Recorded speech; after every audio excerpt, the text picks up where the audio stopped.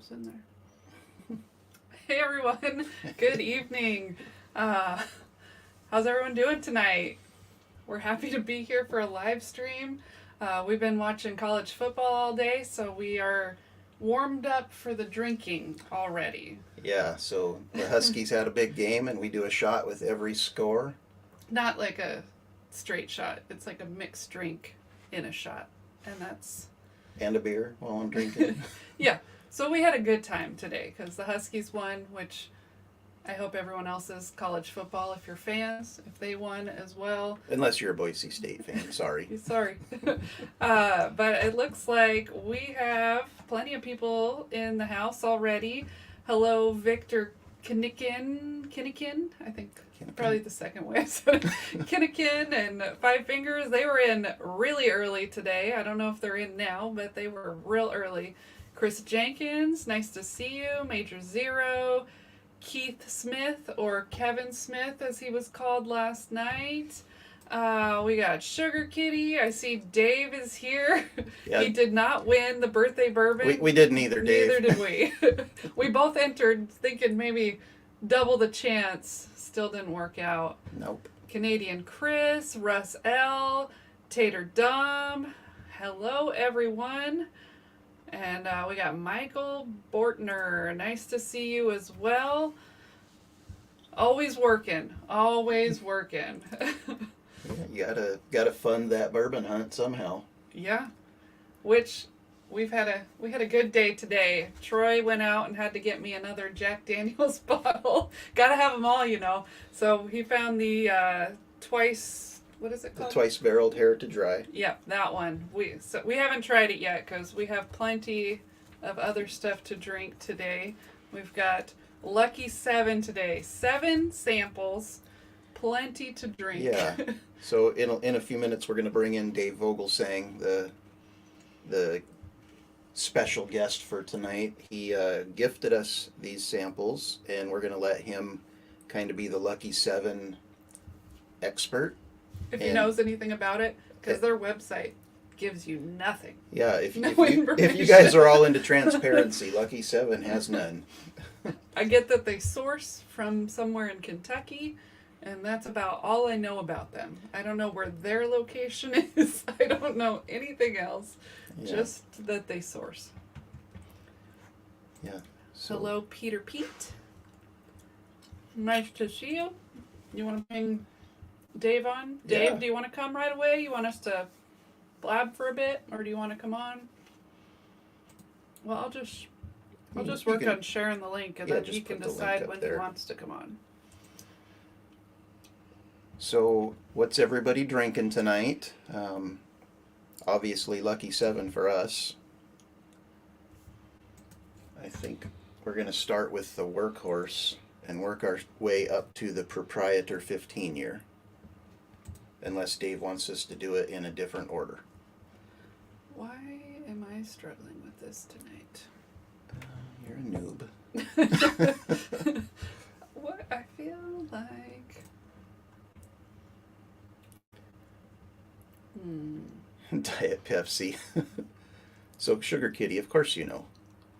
You know, I was thinking that they would be out of California because it says something about their owners being the reason they named Lucky 7 was based on the movie studio or something like that. Yeah.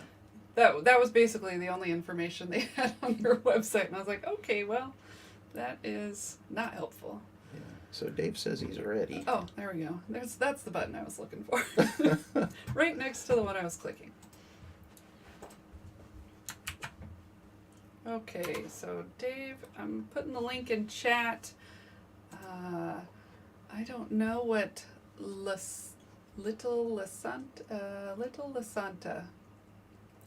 Is that a whiskey? Is that a Scotch? Is it tequila? I don't know. Enjoy it, though. Whatever it is, enjoy it. And I know nothing about cigars, so can't. Jeff's drinking some Knob Creek. That's a good choice as well. We like the 12. It's probably our favorite of all of them, I think. It's probably my favorite 100 proofer. Yeah. period. It's such a good pour. Oh, look, we have. Oh, it's Dave. Glenmorangie. Oh, okay. So there we go. Sugar Kitty, always here to give us all the information. Hello, Dave. How are you doing today? Nice to see you. Your face instead of just your chats. You're always so active in everyone's chats, so it's nice to actually put a face to it. The whole world is getting to meet you at the same time. All 17 of us. Nice to meet you finally. Can you hear me okay? Yep. We hear you great. Yep. Yeah.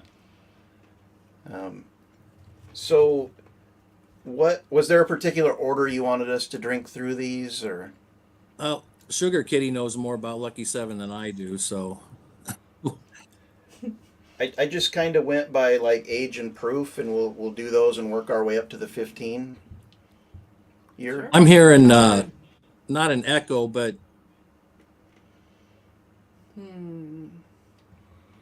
it's like I hear you guys talking, and then I talk, and then I hear you again. Uh-oh. Well, let's see. Does anybody else in chat hear that? You know, we see everyone else having issues. Let's try that. We'll try echo cancellation. See if that makes a difference. Does that seem to make a difference? Or does it sound the same?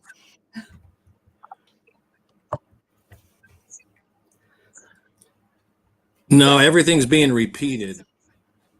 Okay.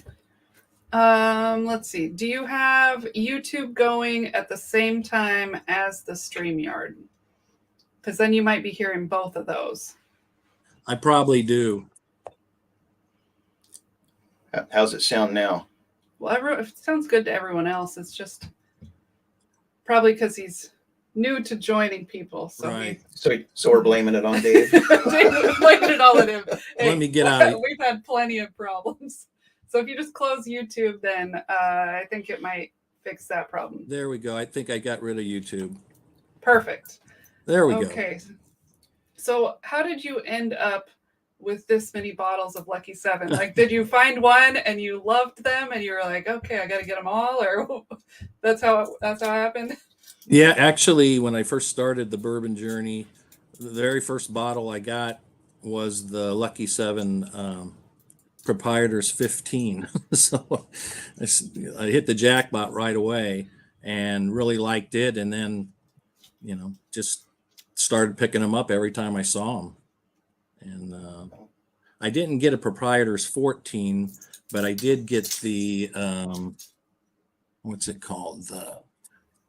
The Hold Up, which is a 14-year. And then just grab the other ones.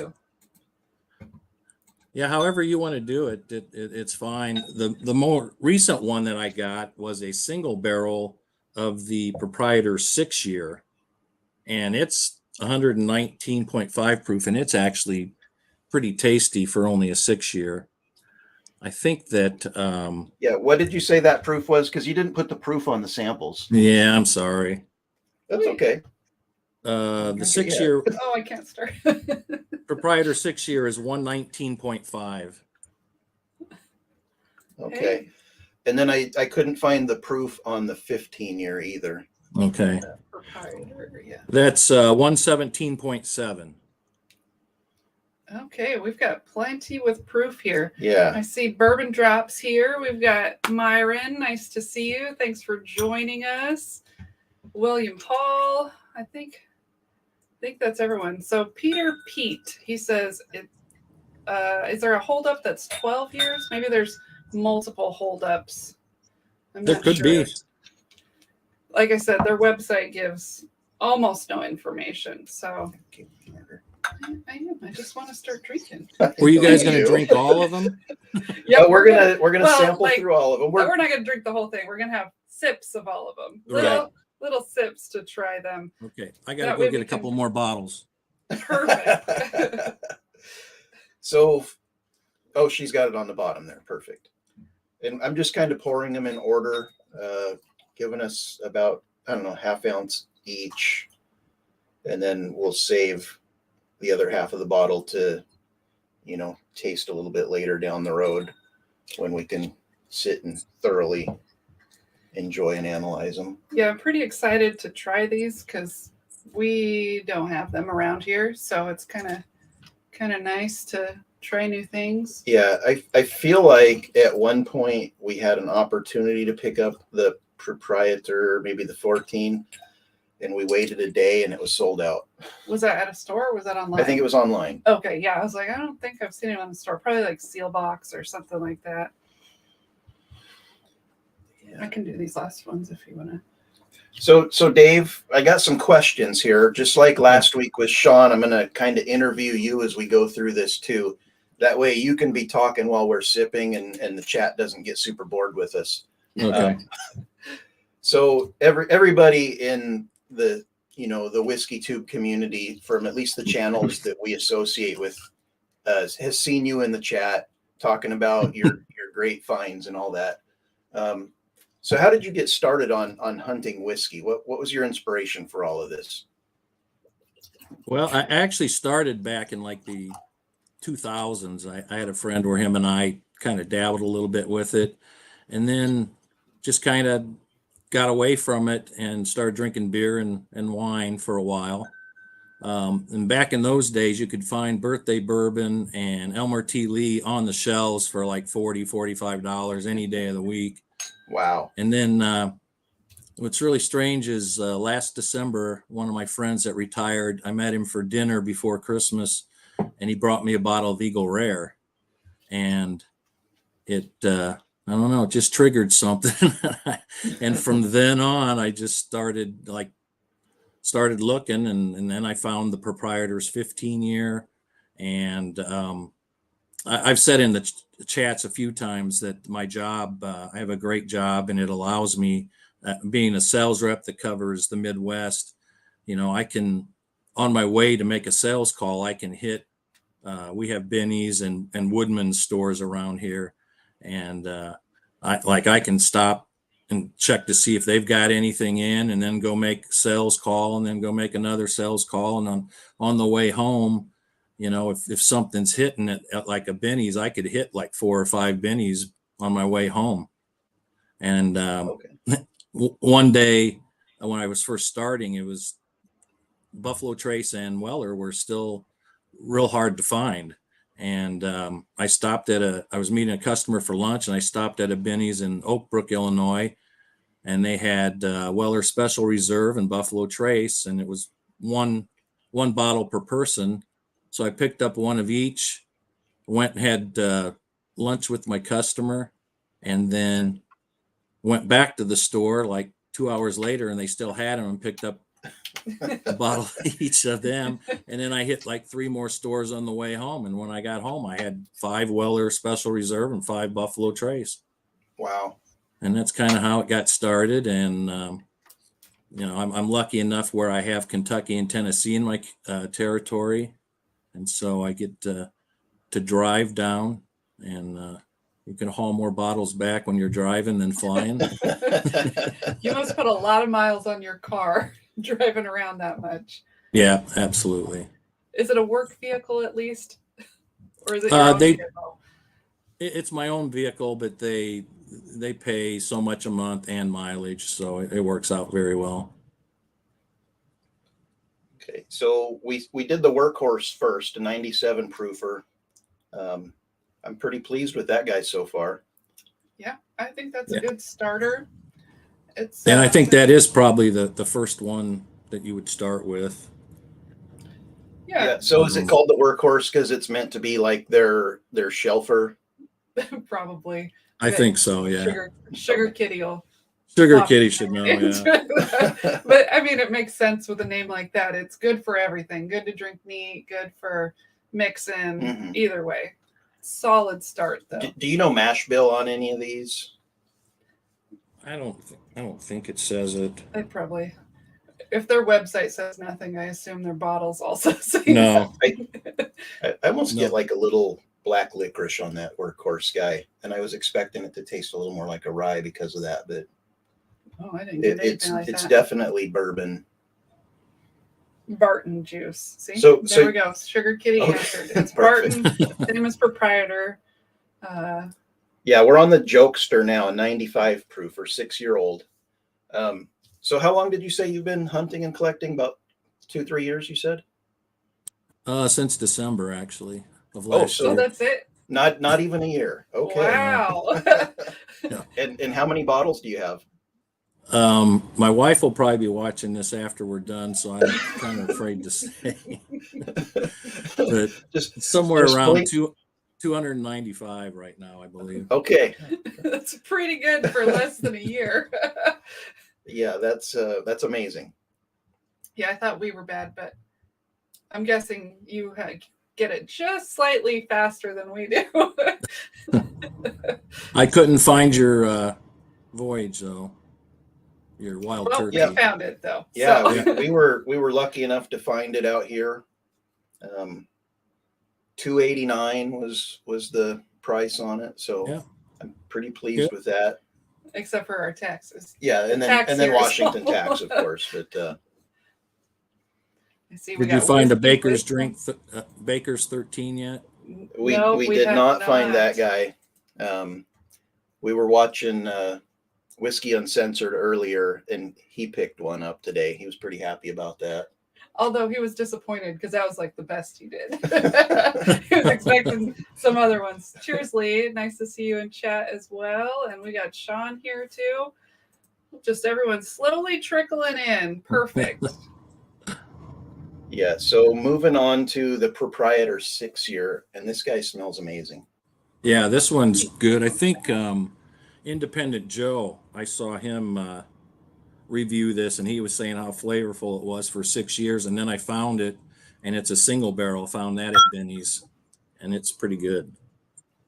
Yeah. Well, if it's the same mash bill, it really doesn't smell anything like the Workhorse. So Yeah, this guy is buttery. Yeah, there's a lot of like butterscotchy.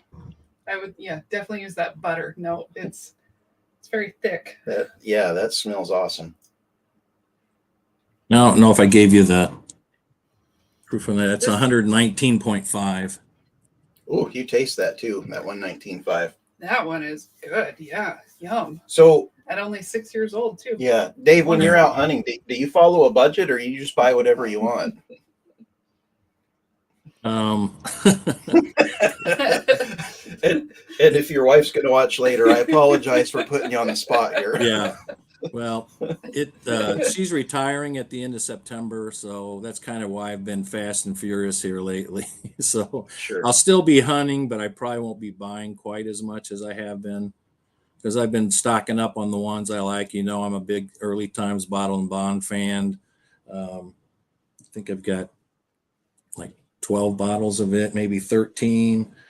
Loaded up on Stag, E.H. Taylor small batch. I got 3 E.H. Taylor single barrels, 6 Eagle Rare, couple Blantons, 4 of the OGB 114. Like you're set for like 1 year then, and then you'll have to start hunting. No, the good thing is being as old as I am, I like during the week, usually Monday through Thursday, I drink water and then bourbon on the weekends. Wow, And, thank you. You know. Is that Baba Bourbon? That's how I'd pronounce it. Well, anyway, I haven't seen your name before. Thanks for watching. Cheers. Thanks for the super chat also. So I'm onto the Frenchman, and just intuitively, I'm assuming this is French oak. Yes. Okay. You're so smart. That was my guess. They name them appropriately. You beat me to it. Finished in new French oak barrels. Okay. It's got kind of a Maker's 46 vibe. I'm liking that. Yeah. Like really fruity at the same time. 113 proof, so like a Maker's cask strength 46. That's really good. Yeah, they're very underrated bourbons, I think. A lot of people don't give them the credit that they deserve. I think the bourbon judge really liked the Holiday Toast. I was watching one of his, and that's the double oak. Yeah, I've heard a lot of people talk about that one specifically. And probably the proprietor are the ones I've heard the most from. Yeah. But I mean, the holdup, that being 14 years also, I would think I'd hear that one, but I don't think I've heard about that one before. So Sugar Kitty says Jokester is supposed to be 70 corn, 10 rye, 20 months of barley. That's interesting mash bill. Oh. And yeah, which one was Jokester? 1, 2, this one. The Jokester is second. Okay, I guess maybe that's you went through them a lot faster than you normally do. I'm like trying to keep up. I can't even really taste them all. Yeah, normally I'm trying to catch up to you. I think I could get a little bit more malt on that. What one are we on? 1, 2. I'm on Holiday Toast, which is the fifth one. So just going through them real quick. It's like speed tasting. So I have a real problem walking through a store, and if I see like a Russell's single barrel or a Old Forester single barrel, I just can't pass them up. You know, I have several of each, and I still want them. Is there a specific bottle or brand that you have that same issue with? Yeah, absolutely. Yeah, definitely the Old Forester single barrel strength. I have 5 right now, and then Stag too. I think I have 7 of those. So those are like impossible to pass by. I get that. So if you guys are reading that comment in the chat right now, Laura mentioned earlier that I was able to pick up the Jack Daniel's Twice Barreled Heritage Rye. So I drove over to a small town in Oregon, St. Helens, and I pulled up, and there was this gentleman that was already waiting there. I was about 45 minutes before the place opened, and got out of the car, and we started talking. His name, I won't say his name. Anyways, Baba Bourbon. We started talking, just a great gentleman, super nice, made that 45 minutes go by super fast. And, you know, I told him about our channel, and he said he'd check it out and stop in and say hi. And here he is. So I really appreciate it. And that was such a good, you know, that we went in there. They had 3 bottles listed, and in Oregon, it's kind of a crapshoot. You know, you read on the OLCC website, they've got bottles listed, but sometimes they'll hold them for their friends. Sometimes they'll hold them for bars and restaurants. So you never know until you get there. So it's kind of a shot in the dark. You know, you stand in line that long. And we went in, they had all 3 of the bottles that they had listed. And me and this gentleman I waited with both got one and left with one still on the shelf. So hopefully somebody else got in there today that was looking for that bottle and was able to pick it up too. Oh, I'm sure it's gone. They go pretty quick. I see 4 Leaf Whiskey is here. Nice to see you, Stacy. Don Stilson might be a little crazier than Dave. I only started collecting in March and now have around 700 bottles. Oh, geez. Yeah, I think you are crazy. That's a lot crazier. I mean, it sounds nice though. I mean, a good crazy. Have you had the toast yet? I don't know. How many down is it? It's this one? Yep. That holiday toast is really good. Yeah. And my wife too, it said, you know, the 2 shelving units I have, she said you can only have 2. So I had Bourbon County Stout beer on the bottom, and so I moved them off the shelf so I can make room for bourbon. And there's still room, so I'll be okay. I feel like this holiday toast is almost a little spicy. I feel like I might need to find this bottle. It's good though. Wow. So Sugar Kitty says both holiday toast and Frenchman are supposed to be the same as proprietor 6-year, just finished in toasted barrel or French oak. So then these 3 are the same. Thank you for being here, Sugar Kitty. Yes, thanks. Because you know everything, and you know I couldn't even find it on the internet. I didn't try that hard, but I tried, and it wasn't easy to find, so I gave up. Yeah, and that tracks with those 3 being the same mash bill, he said, because those 3 have kind of stood out as being something special so far. Wow. Well, thank you, Whiskey Wisdom. Oh, man, $20. that's awesome. Let's see. A grasshopper walks into a bar. The bartender looks at him, says, "Hey, we have a drink made after you." The grasshopper replies, "You have a drink named Steve?" I like it.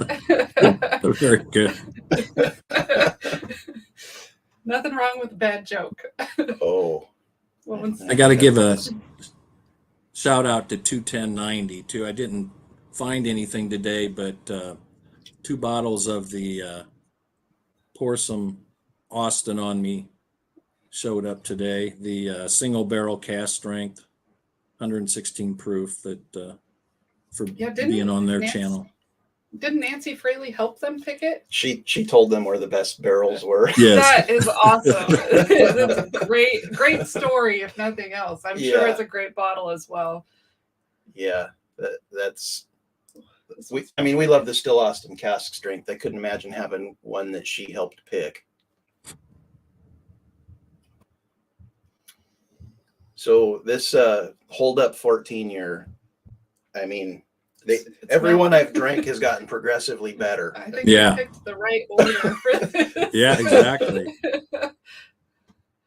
I think you're going to like the 15.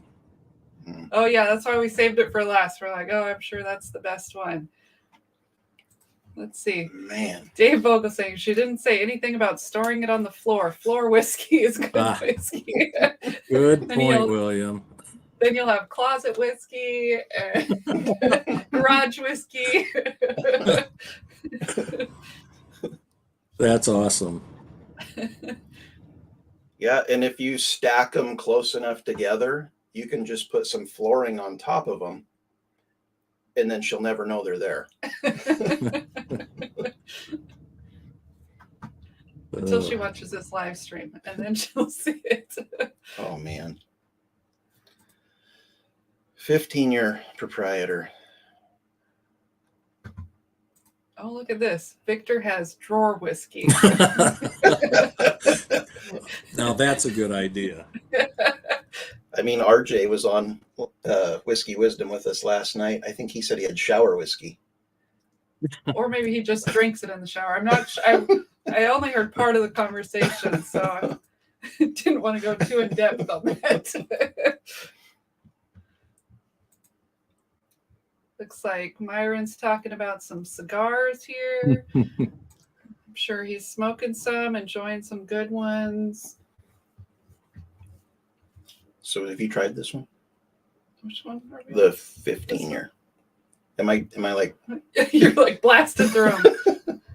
Let's see. The 14-year, I think I like the smell more than the taste. Oh.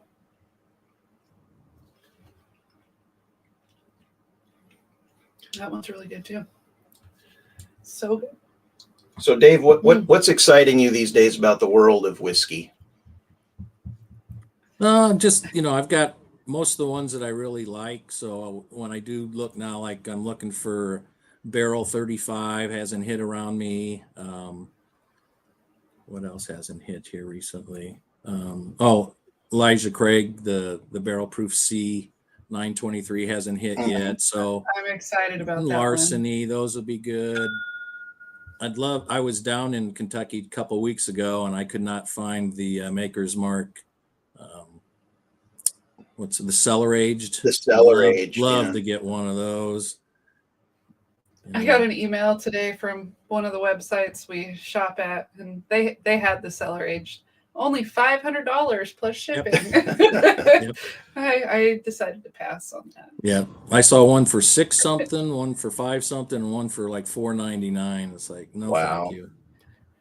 I'm sure it's good. I don't think I'm that big of a Maker's fangirl for that. I would love to try it, but yeah, it might just be a bar for us. Let's hope our bar gets it. Yeah. And the Old Forester 1924 would be great too. Yeah. Does anybody know when that guy's going to drop? I think it's supposed to be in 2024. Okay. But I don't know. That's right. The beginning or the end, or. I guess that tracks. Yeah. It was just that they announced it so early. So you had a long time to be excited and waiting. So then you forget about it, and then it'll show up. Yeah. So is there anything that's bumming you out about the world of whiskey? This high prices. It seems like every bottle I want's between $100 and $200 now. It seems like. Yeah. So the states that you're traveling through mostly, are they? They're not liquor controlled. They're kind of like the Wild West, like Washington is. Is that what I understand? Yeah. Okay. Pretty much Minnesota, Wisconsin, Illinois, Indiana, and Kentucky and Tennessee. Okay. Cool. Yeah. Michael Bortner says barrel 35 is tasty. I'm sure it is. We've had the 34 and the 31. 33, 34. Didn't we try the 31 in like a sample or like their sample the sample pack flight pack thing? Yep. But I think I'm hoping for another New Year's one, because the New Year's New Year's 2023 or 2020, so whatever the last New Year's one was. I don't know if it's 2022 or 2023, what it says. 2023. Because it's New Year's Day. Yeah. Okay. Well, that one is really good. Yeah. So we got that, obviously at the beginning of the year, and we both had a couple pours out of it and put it on the shelf and forgot about it. And then I poured that New Year's bottle, earlier this week. Man, that thing is fantastic. I don't know if you've had the Barrel New Year's, but I think it's got like 7 states, the distillate from 7 different states in it. It's really good. Yeah, I mean, they source from all. I think most of their stuff has things from lots of different states. Mm-hmm. I'm going to go back through these again, but I think I have my order. Oh, look at this. He says that a couple stores in Colorado had makers cellar aged for $2.25 a bottle.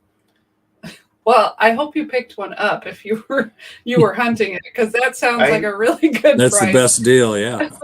I would probably consider that. We'd have a conversation, I think. Probably after you bought it. You'd be like, hey, look at this really good bottle I found.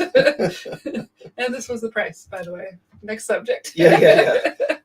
You usually don't ask questions about price. No, I don't need to know. So Dave, allocation season's here. What are you looking for? Like I say, just whatever I run into, if it's something that I'd like. Have you got any of the BTACs in the past, or Pappies, or any of that stuff? It's a lot of the hunting is still just by luck. On Father's Day weekend, I was driving home after visiting my dad, and I was just going to go home. And I'm like, you know what? I'm going to stop by Woodman's. I just had some feeling, and I walked in, went around to where they put the good bottles out, and they had Pappy 15, Pappy 13 rye, and then the Van Winkle 12-year. So I ran and got back in line to pay, and the guy in front of me got the last Pappy 15. So it was like 5 minutes earlier, and I would have got it. So I had to settle for the Van Winkle 12-year, which I haven't opened yet. Yeah, that's $89.95 was the price. That's amazing. That's crazy. Price.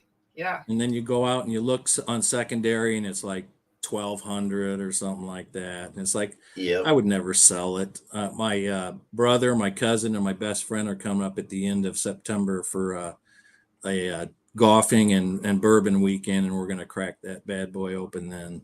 That's that awesome. Sounds like a fun weekend. Yeah, and you could sell it and have a little bit of money in your pocket, but those memories you're going to have with those guys drinking that bottle, that's priceless. Absolutely. Yeah. So I saw Bobby, Bad Axe Bobby, in the chat a little bit ago. Yeah. He said hello. I don't know if you've noticed this guy, Bobby, but got the Glen stash and the wood chip up here. gotta share some love to our friends. We got the Honk If You Love Bourbon School here. They sent us these 2 stickers, so we had to put them together.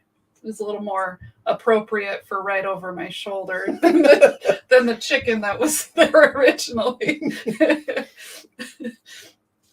Didn't want to. I didn't want it to go too far the wrong direction just to start off. Show me the proof. I don't think I recognize that name in chat either, but apparently they got a lot B for the same price. So we got some lucky people in the chat. Heck yeah. It's awesome. So Dave, the question of the hour, the one that everybody came to hear. When are you starting your own channel? I like doing what I'm doing. I still drink everything in a rocks glass with like a square around ice, so nobody wants to hear me say, "Hey, this tastes smooth," or "I like this bourbon." Hey, you can over you want to. But they'd see your awesome shelf behind you and be like, "Oh, that guy knows what he's talking about. Maybe I need to get a rocks cube." Yeah, I mean, just taking some videos of the store shelves from all them places you visit and putting that on there. I bet you would find a lot of success just doing that. Yeah. It was a chicken. That's what was there. It was a chicken. It was a rooster. A male chicken. And it's, well, I'm really enjoying these samples. These are so quite good, and we're definitely going to have to find some of these bottles because they are good. They do a very good job of their blending or whatever they're doing with it. Finishes. I mean, there's definitely some finishes with the Frenchman and the toast. Are you counting to make sure I gave you the same number? No, I'm trying to figure out which one I'm drinking. Oh. There's so many of them I have to count through the... Yeah, it's a 7 whiskey flight here. I think the Frenchman and the holiday toast are my favorite. Yeah, I'm on the toast right now. I just did the Frenchman. I guess I like the finishes, which is crazy because that would be like a double oak or a toast type thing. And those used to be the finishes I hated. And now apparently I like them. Yeah. So does anybody in chat have any questions for Dave? I'm sure you guys have all chatted with him through these chats on multiple live streams. Now's your chance to hear it right from his own mouth. I lead a boring life. Well, it doesn't sound like it. You do a lot of driving around. Do you listen to audiobooks when you drive, or do you listen to music, or how That's do you keep music. yourself music? What's Definitely your style music. of music? So, as old as I am, it's the 70s mainly, kind of classic rock, and I like some progressive stuff too, like Porcupine Tree, like the blues rock, Government Mule, Allman Brothers, that type of stuff. Okay. But definitely, Zeppelin and The Who and all those guys from the 70s I love. I think we could ride together. I like a lot of that same stuff. So William Hall says, coming up to Northbrook on Wednesday, any good hunting grounds to look for? Yeah, up in that area, there's some bennies up in that area. There's a liquor barn up in that area also, on Wheeling Road, right off of Wheeling Road, which isn't too far from Northbrook. It's just, that's the fun part of my jobs. Like I'll go to Wisconsin and I'll go hit Total Wines and different stores. And like my last trip up there, I stopped at like 4 stores and struck out, didn't see anything I wanted. I was just going to head home, and I'm like, no, I'm going to hit this one. And I stopped in, and they had 2 bottles of the Old Forester single barrel strength, and nice. Picked both of them up. So it's a lot of it's luck. Yeah. Oh yeah, there's a lot of not getting things when you're hunting for good bottles. So Keith Smith says, have you tried any of the Found North stuff? Absolutely. The first bottle I had was a Benny's pick, which was I'm not big into rye, but it was a rye with finished in sherry cask, and it was pretty good. And then I ended up getting I saw a couple live streams with the guys from Found North on, and liked their passion and everything. Everybody's talking about them. So I went and got batch 6 and really loved it. And then someone said, well, you like weeders, so batch 5, you'd like that. So I went and got 5 and really loved that. And then they came out with the 7, so I had to get that too. And I'm hooked on them. They're fantastic. Yeah, we agree. I think our favorite's probably the Rise, Batch which 3. wouldn't be your favorite. Yeah. I bet you would like that though. But it's fantastic. And I saw that batch 3 rye for $89.99 at Benny's and didn't pull the trigger. Well, you're not a rye guy yet. He's got a You couple might be. ryes You've that he got a few. likes. He's listed a few. Yeah. Whiskey Wisdom says, thanks for being such a great supporter and for showing love in the comment section of our channels. Love that shirt you have and love that backdrop even more.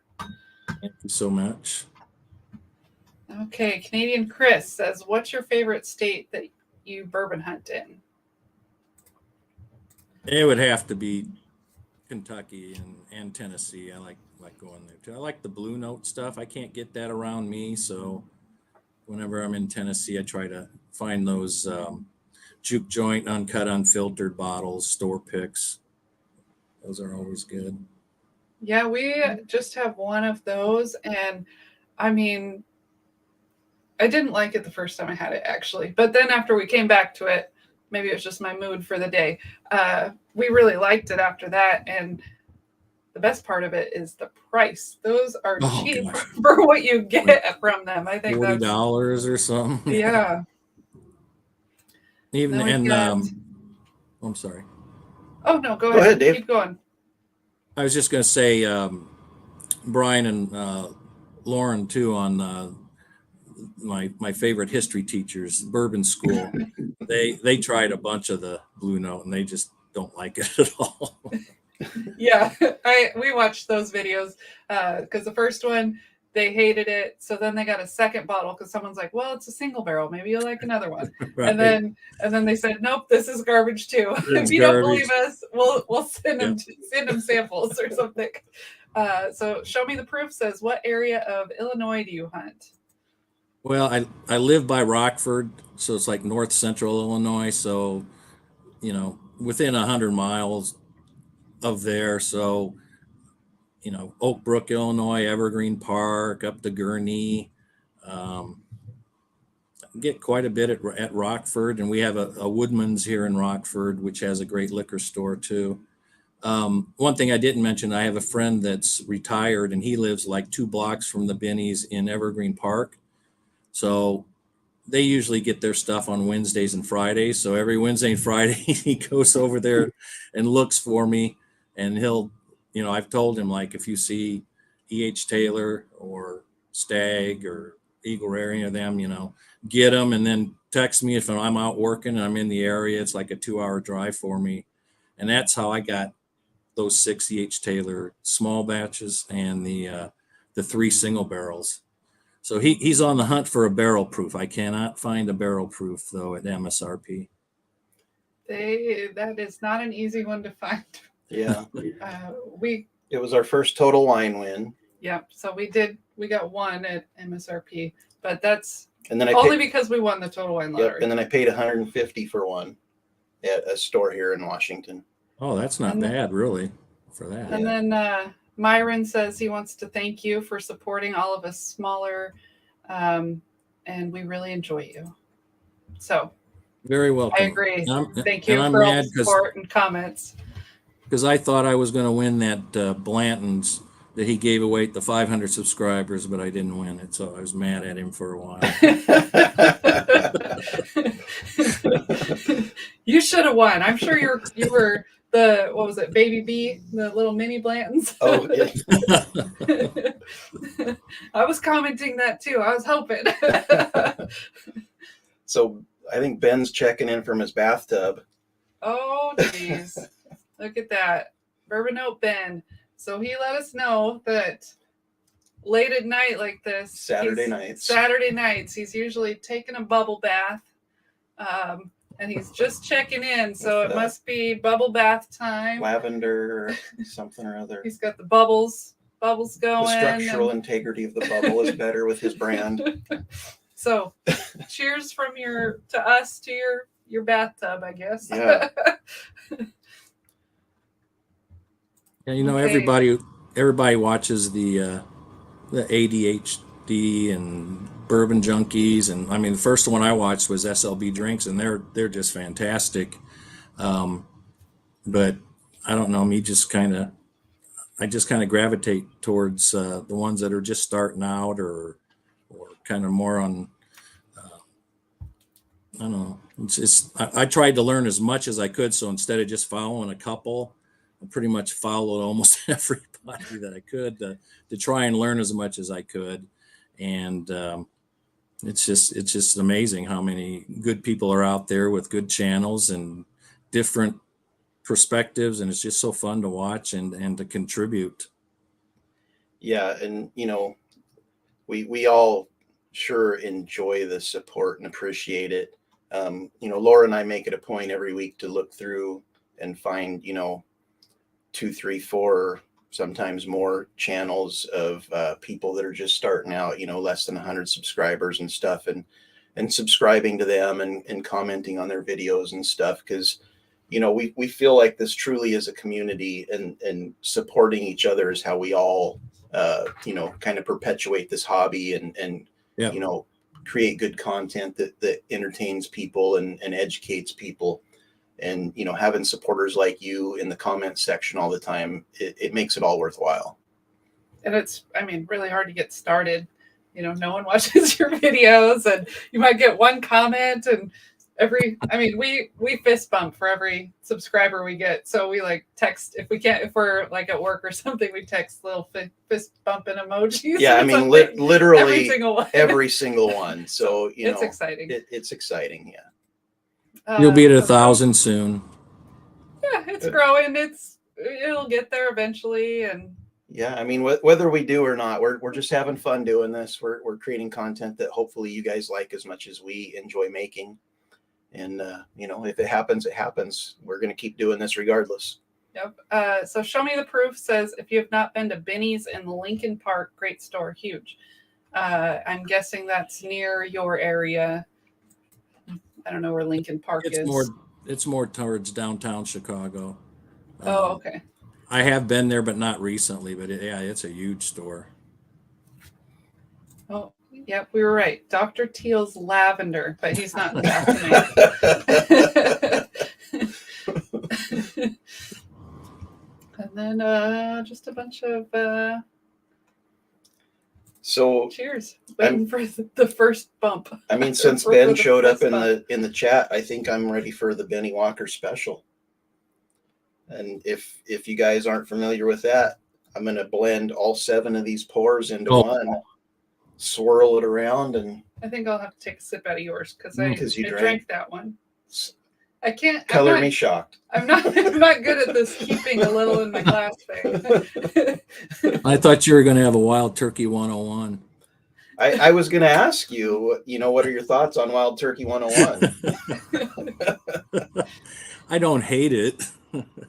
No, I like it. I like Old Forester better, but I like Wild Turkey 101. It's funny though, because he is a huge Wild Turkey fan in general. Yep. That's probably, I don't know if it's Old Forester or Wild Turkey. Which would you say is your favorite? Oh, probably for sure the Wild Turkey. Yeah, but as long as it's not Wild Turkey 101. I mean, right. Hate was a very strong word for the Wild Turkey 101. I don't actually hate the stuff. I just feel like it's overhyped. It is a good bottle, but in every blind we put it in, it doesn't do well. You know, and I just can't justify giving that bottle the hype that it gets when it doesn't win in blinds that I taste. So your palate is different, and if it does well in blinds for you, good. That's awesome. You know, find a bottle you love, and a cheap one is even better. Which that Early Times Bottle and Bond definitely beats Wild Turkey 101. Yeah, it definitely does for us. Yeah. It's good and it's cheap, and at least around here, the newer blue cap is easy to find. So we enjoy it. We'll probably keep that one around. So this smells pretty darn good. Mm. And this is, probably a little less than a quarter ounce of each of them. But, there's Probably a less good than amount in that. there. It's nice and dark. It's viscous. Major Zero, if you're still in the chat, smells like vanilla and caramel. Some oak. Maybe some brown sugar. A little brown sugar, yeah. He gave up on us probably. He went to go drink some scotch or something. This might be better than the 13th Colony blend that we did last week. I have a hard time believing that. That blend was so good. It somehow was better than all the pours we had. That's the synergy of the pour. Oh, that one's a winner too. That's really good. Pretty good. That's pretty really good. And if you wanted to ever try this, like I said, about a dropper full of each, you're good to That's go. pretty good. Because you get the age, but it's not overpowering. You get the sweetness from the younger stuff too. So Major Zero's still here.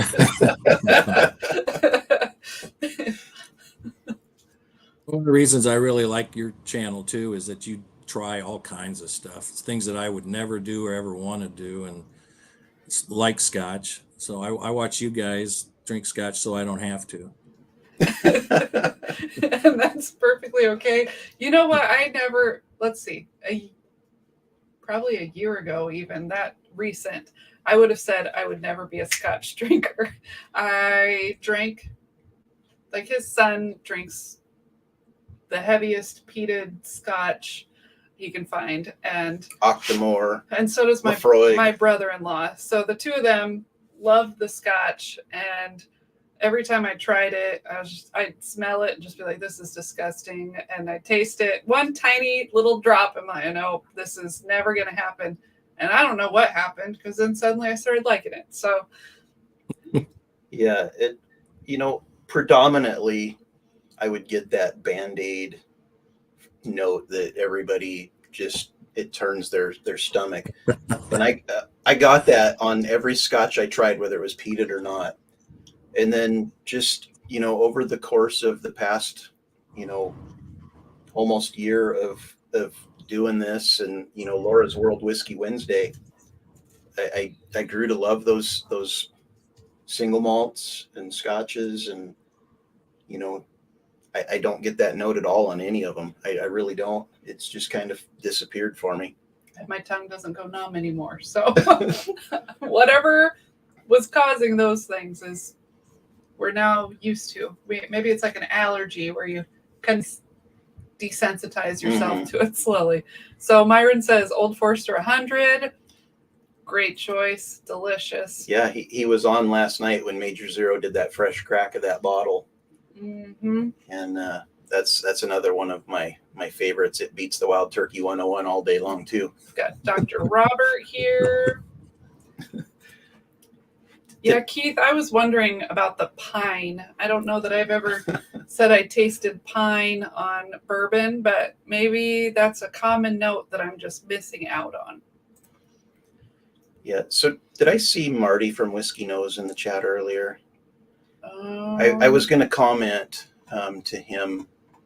Oh, he right there. I missed it. So Marty, if you're still on here, we finally got into that John A.P. Connolly limited reserve rye that we won in the charity fundraiser, a few weeks back. And if you guys in the chat have a chance to get that bottle, you should. It is, Laura thought it was honey finished when we first started drinking it. It is so viscous and sweet and good. And I swear it tasted like honey. So Yeah. I thought it was honey finished. We had to go check the bottle again to make sure it wasn't finished. I can't find anything on this bottle online because I've looked. So I don't know what it cost. I don't know the availability. It's the John A.P. Connolly limited reserve rye. It's a cool shaped bottle. Looks like an upside down hammer maybe. But it is so good. And thank you so much for donating that, Marty, because it's probably in our running for Rye of the Year. Fantastic. Mm-hmm. Let's see. So we got Don Stilton. Have you heard of that one, Dave? No. Neither had I. Yeah. and then I tried to research it, and it was kind of like trying to research these. There's not a whole lot of information. So Don Stilton never saw a 14-year the holdup. Mine is only 12 years, but still 100 proof. It's ours. Oh yeah, ours is 14. Yeah. It is 100. Yeah. So is that a vertical series? Do they put out the next aged year every year? Is Sugar Kitty still on? he just sees it in the store and he buys it. That's right. I'd love to see the 16-year. That for sure. Proprietor 16 would be great. Well, that 15 is sure pretty special. He said he's never seen a 14 hold up either, only 12. He's seen a 14 and 15 proprietor. Okay. So maybe it was a smaller batch or something. Looks like Look a at that. 14-year hold up. I can read it. Yep. Okay. I see it. So it must have, maybe they just didn't talk about it much or something. Oh, Truman got the 14-year hold up. So you're not the only one. There's two bottles out there. All right. At least two. Good bottles. Major Zero says the holiday tastes like Christmas and pine. That holiday one was quite good. Quite good. It kind of, now that it's gone in my glass, I get a lot of like tobacco on it too. It smells pretty good. Oh, it smells like my humidor. That smells it. Sometimes that's fun to see the difference that it smells once the glass is empty. Yeah, we'll have a few pours during the week and set the empty Glen on the kitchen counter, and then the next morning I go pick it up and smell it, and it's amazing how good they smell that next day after all the alcohol's evaporated out and you just have the esters, I guess, left over. So how much longer are you planning to work to be collecting all these bourbons? Probably 2 years, maybe a little less than 2 years. Oh, well, then you should be able to get a good collection then. Well, he said his wife's retiring at the end of September, and then you said you're going to stop then or slow down then, or that's the plan? Yeah, I'll still hunt, but I'll probably slow down on the buying a little bit. When you're saying it out loud, that's the plan? Exactly. For when she's watching, yes. Yeah, wink, wink. Do you want to do a hangout tonight? Yeah, we could do that. I think I'm going to open up a hangout if anyone wants to join as well. We've done our little flight, did our little interview. You're welcome to stay on. We would love it if you stayed, Dave. Or whatever you want to do. And we'll just open it up, see if anyone else wants to come on and see what happens then with the stream. You never know where those things are going to go. I haven't seen RJ in here, so everybody's probably going to have a shirt on. Keith says, slow down. And Michael Bortner, he does the same thing, smells it in the morning, see how it smells. Sometimes it's really good. Other times it just loses everything. Well, you drink all that. I guess I'll make my blend without the holiday toast. You're going to do a 6-way Benny Walker special. Yeah. Why not? So, Dave, do you watch college football at all? Not a lot, really. I'm more of a baseball fan, the Cubs, and they've been playing pretty well this year. And the Bears, football-wise. Yeah.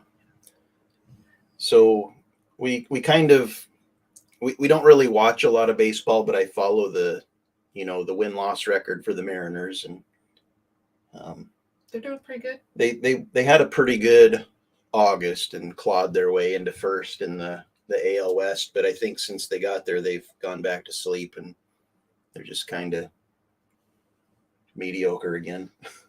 It's easier to fight your way up than to like stay at the top, I guess. This is very good. That's really good. You have a lot left.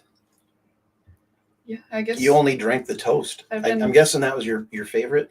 So for me, like I said, I ranked them right in order. So the Workhorse is good, but out of the 7 I had, it was the 7th place. The Jokester was next, the Proprietor 6-year, then the Frenchman, the Holiday Toast, the Hold Up 14, and the Proprietor 15. So I went right in order of how I poured them. And there wasn't a bad pour in the bunch. I would be happy to have any of these. I'd be happy to share any of these with company. They're just that good. Do you remember the price of the Workhorse by any chance? I don't think it was real expensive. Maybe 50 to 60, maybe. Oh, okay. Because I was thinking if it was cheaper than that, it would be worth it. But at the 50, 60, that's kind of competing with lots of other good stuff. Right. Yeah. Okay, we So got there's Adam. Major Zero There he here is. with his big collection of bourbon growing behind him every day. Yeah, I'm in a lot. Can you hear me? Can you hear me okay? Yeah, we can hear you. Yep. Yeah, I got in a lot of trouble for this collection behind me. So yeah, I have a very small globe. You have that great shelf behind you. My wife, when I started this, she said you cannot have any more than what can go in the globe, and then this is what doesn't go in the globe, and I'm in a lot of trouble. So yeah. We need to build a bigger globe. I do need a bigger globe. Set up your studio in a closet. Well, I'm in my office right now, and I was like, I need a shelf. I think I can maybe get me 2 barrels. I could just go across there and see what's going to happen. So, not to be stereotypical, but let's talk about Scotch for a second. I think I could get you drinking Scotch, Dave. He knows what he likes. He likes bourbon. Yeah. Well, I actually had a Lafroig 10 like a week ago with like a good charred pizza. It was probably one of the best things that I've ever had paired with Scotch. It was so good. I was just like, where has this been my whole life? So if you will kind of sneak up on a peaty Scotch and just take like a little bit and kind of let it build, I think you just have to kind of get up on it slow, and then once you get it, you'll develop a taste for it. That's kind of what happened with me. I love that, that brown sugar and vanilla. I mean, who doesn't want to keep eating that or drinking that every single time? But I wanted something a little bit different, and I had a couple of smoky old fashions, and I was just like, I think I want something different. So anyway, that's kind of what happened with me. You kind of, it's kind of like when the first time you had a beer, it was like, oh my God, this is disgusting. But like I started drinking it, and you guys were talking about when did you, and also I've been drinking since about 11:30 today. So you need to mute me. I went to a winery and then a distillery and then started drinking again. So if you need to boot me off because I'm talking too much, just do it. So, I had that Lagavulin 8 for the first time, and when I had that for the first time, I thought I've made a terrible mistake. This is like diesel and gasoline on fire, but I was like, because of the rules. So it was 101, Wild Turkey 101. It was Lagavulin 8. I took a big snort of it, and I was just like, oh my God, this is like the worst. What did I do? And but part of the rules of the house is I have to finish that bottle before I could replace it. This is back before what happened behind me started happening. So like a week ago. You're not too wrong, but I finished that and as I got halfway through, like I'd stopped and I was like, you know what, I'm missing that peat. I'm missing that other flavor besides vanilla, caramel, and brown sugar. You get the and I get the Band-Aid 100%. I had this. If someone will drink this Willet pot still, I never want to hear someone who said that they like this and won't drink Scotch, because this tastes like a Band-Aid smells. Like that is the worst. It's the worst thing I've ever tried in my entire life. It is horrible. It's horrible. You know, I actually got a comment today of, I believe, someone that said they like it. So I feel like I saw a video recently where they were saying that the Willet pot still distillate has changed for the better. maybe. I've not had it regardless, so I don't know. I'm just, it's a cool looking bottle. It would look nice on the bar, but I can't justify spending that money for something that's just going to sit and just be nice to look at. I agree 100%. I bought this little bottle because I heard about it, thinking I would create an infinity bottle with it, and I was just like, well, I'll try the little. It can't be that bad. I have a pretty expansive palate. It is. I mean, Dave, have you had it? No. Well, a long time ago, and I do not like it. No. Yeah, I would not waste my money. Like I said, the bottle is cute. I thought, oh, this is something I'll do. I'll do an infinity bottle with it if I can power through it. But oh God, it's horrible. So William Hall says the only direction you can go is up on the Willet pot still. So I guess if they did change it at all, it's got to be better than it was. maybe your tiny bottle was the older stuff. I don't know. It's pretty bad. Or it's all gross. Yeah, no, it's pretty bad. So, well, I'm just excited to see Dave's face. I'll leave a live for like you guys. Like we'll leave your live, or we'll leave Whiskey Wisdom, or I'll go some other, and I'll jump from live to live. And Dave's already there. I was like, how does he do that? How does he? He must have like 3 monitors. I have 3 monitors up here. He must have like other lives going, and as he quits one live, he goes to the other. I'm like him and I can't think who the other Sugar person Kitty. is. Yeah, Sugar Kitty's another one, and then 4-Leaf will beat me to him. And it's like I was like, how are you guys doing that? There's got to be another chat or another channel that has like this is the next live we're going to. So I just have a iPad, and just when one's done, I just go find another. Cheers, Myron. There's Myron. Cheers. So we got this. Cheers. You can only have 3 bourbons total, regardless of price or allocation. So I guess that'd be like, what's our favorite 3 bottles? So one of them's definitely going to be a Russell's Reserve single barrel pick. And that, regardless of price or was it allocation? Yeah. Just like your favorite 3. So that's going to be like my daily drinker. I'm probably going with, regardless, I'm going to go 1897 over the Old Forester 100 as like my mixer. Top 3 bottles. Yeah, I'm sticking with my guns here. Okay. And then my special pour is probably going to be the Pappy 15. I think I've never in there. I've never tried. I've never been able to try any of the Pappy. So give me some. I want to hear some people that you guys that have tried it. I want to hear what because I have an opportunity in a couple weeks I'll be in Kentucky and with around a bunch of people at a football game, and it's there. I think it's going to be there someplace. I'm gonna tell people I want to stick my finger in it and try it. So it's like let me just try it and touch it. But I don't know that's going to work well for you. There'll be a lot of alcohol, and they won't be paying attention. So I'll just do that really quick. So, but I want to hear some tasting. You'll sneak a finger in. Yeah, like, you're not even going to ask to stick your finger in their glass. If I come back with a black eye, you'll know what happened. So. Mm-hmm. Can I chime in? Yeah, absolutely. Well, the 12-year family reserve, it's decent. I think Pappy gets a lot of hype. 12-year family reserve, I think it's decent. I don't think it's all that. Yeah, I think I'd agree. Decent, but not amazing. Yeah, I kind of get like a flat cream soda vibe on the Pappy Van Winkle line, which I kind of like. I mean But the 12, isn't nearly as good as the 10 and 15. I think it's proof, though, that the 10 years 107, the 15's 107, and that 12 years like 92, I think. Something like that. I don't know. So, yeah. I just don't think probably. It's all that. But look, I just got a video. I had to shout you guys out. Big Drink, Troy, Laura, Dave. I'm just glad you look like we all are.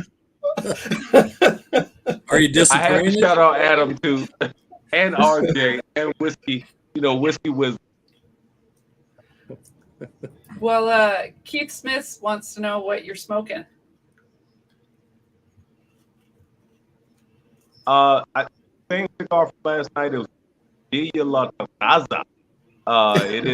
It's a really good cigar. It's cheap. I mean, the website sent me a some type of promotion. It was $3 or $5. So I'm happy. It's really great. Yeah, a cheap one and good. So Yeah. can't go wrong with that. So I just went and put the dog out, and I grabbed this bottle. It's the one I was talking about earlier. This is that John A.P. Conley limited reserve rye. Just making it big. I think it says it's Vogelsang Distillery.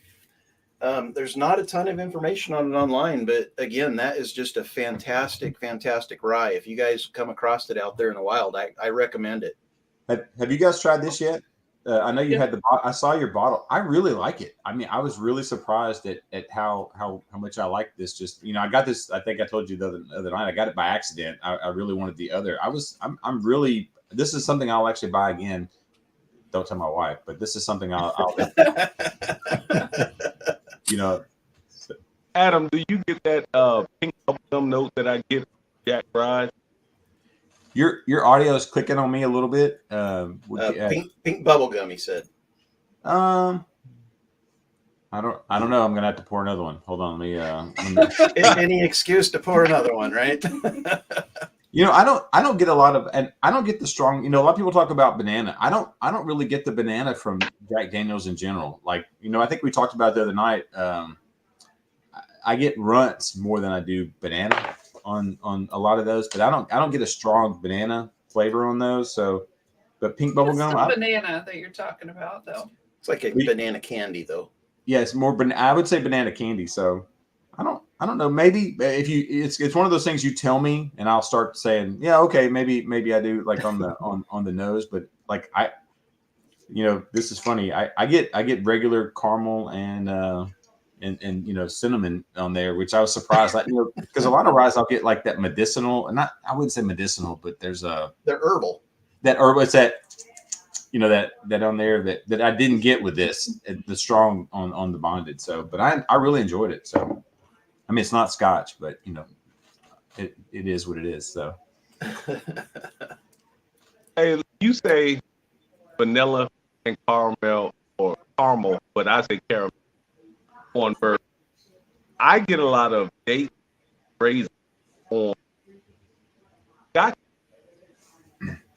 I can see a caramel and date being kind of in the same area. That creaminess. If you ever have a really like a date that's really creamy, it's a sliding scale there. I can see it. So.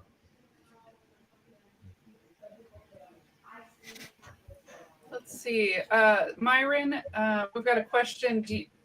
Is the Sagamore Maple Finish Rye available in your area? I didn't even know that was a thing. So, have you ever seen that? I honestly know it was a thing. You kind of broke up, Myron. Huh? You kind of broke up there for a second. No, I didn't know it was a thing either. Sagamore, the regular, the double oak, cherry, those are all in my area, but I didn't know if they had a maple. Okay. Yeah, I don't know either. It sounds good. It sounds really good. Everything from Sagamore is good. Even the regular, I think it's 86 proof.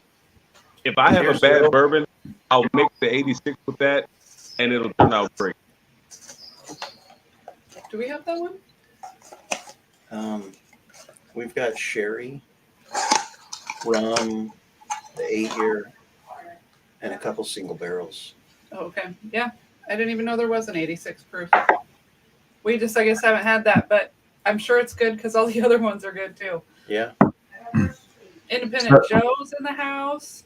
Cheers. So Dave, I got a quick question on the Lucky 7.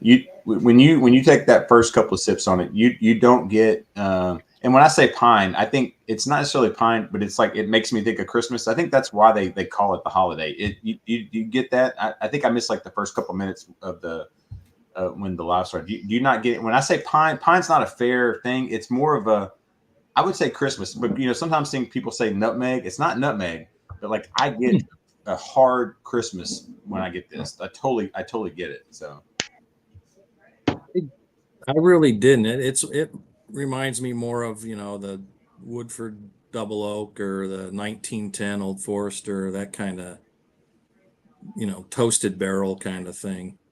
I was pressured into buying that from Matt at Whiskey Wisdom. I wasn't going to get it, and he was like texting me, "I can't believe you don't have that bottle." And like where I'm at, there's stacks of them. There's just boxes and boxes of them. Wow. And actually, I saw the proprietor at 155. I mean, that's like I might as well. That should come with like a little card for for getting divorced, like a divorce lawyer should be. I bring home this little of a bottle for $155. I'd have to sleep on one of y'all's couch. She was like, that bottle was $80. It was $79, but it's a great deal. Everybody says so. She goes, "Who are these people you're hanging out with?" A bunch of bad influences. Those words came out of her mouth today. She's like, "I don't know who these people." I'm surprised she's not. She's in there talking to her mother right now. I'm surprised she's not walking by going, "Who are these people? I need to put a face with them." So, but this is something special but like I said, I'm gonna save this, and this is definitely something I'm gonna drink at Christmas time. I definitely see. I see why they call it holiday. At least from my poor palate, that it's definitely in there. So for sure. Independent Joe. So does it make you want to go dashing through the snow on a one-horse open sleigh? Hey, I'm not gonna lie, it does. It really does. I can't wait. That is 100%. Unless I get something super cool, I'll be drinking Christmas Eve. I'll be unless we're traveling. That'll be what I drink Christmas. There's no doubt about it whatsoever. Well, seeing how your collection has ramped up over the past couple of weeks, I'm making an early prediction. You're going to have something cool by Christmas Eve, and you'll be drinking that. Well, I mean, I see a stag behind him. That's a pretty cool bottle. Yeah. Well, this is unfortunately, this is kind of what this is acceptable. Hey, this is the new Maker's Mark I got. She's like, "Oh, okay, well that's okay because it fits in the globe." I'll have to get a picture of the globe someday where it's in there. It's so the lid doesn't even close now, especially with the I got the big Eagle Rare, the one that's as big as your head. My globe doesn't shut anymore. So, and some of this, I said, these are presents for other people. They're not. They're really. They're presents for you when she's not around. Yeah. All lies. Luckily, got to get her drinking it. Troy, I tried. I want to know what you're smoking after. You smoking anything tonight? Well, I don't know. I mean, the last time we did one of these hangouts, it went about 3.5 hours and I could barely walk. So I don't know if we go that long, I'm going to walk outside and smoke. I might just fall asleep here on the floor.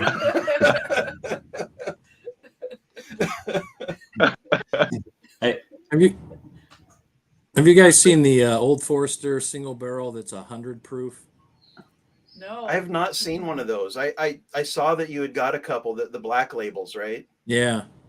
Yeah, I've not seen one. they must not Jumped be on that as right popular away. to pick. Is it pretty good? Is it I good? haven't opened it yet. But I kind of like everything Old Forester. Yeah, I'm sure it's going to be delicious. I kind of like everything Brown Forman in general.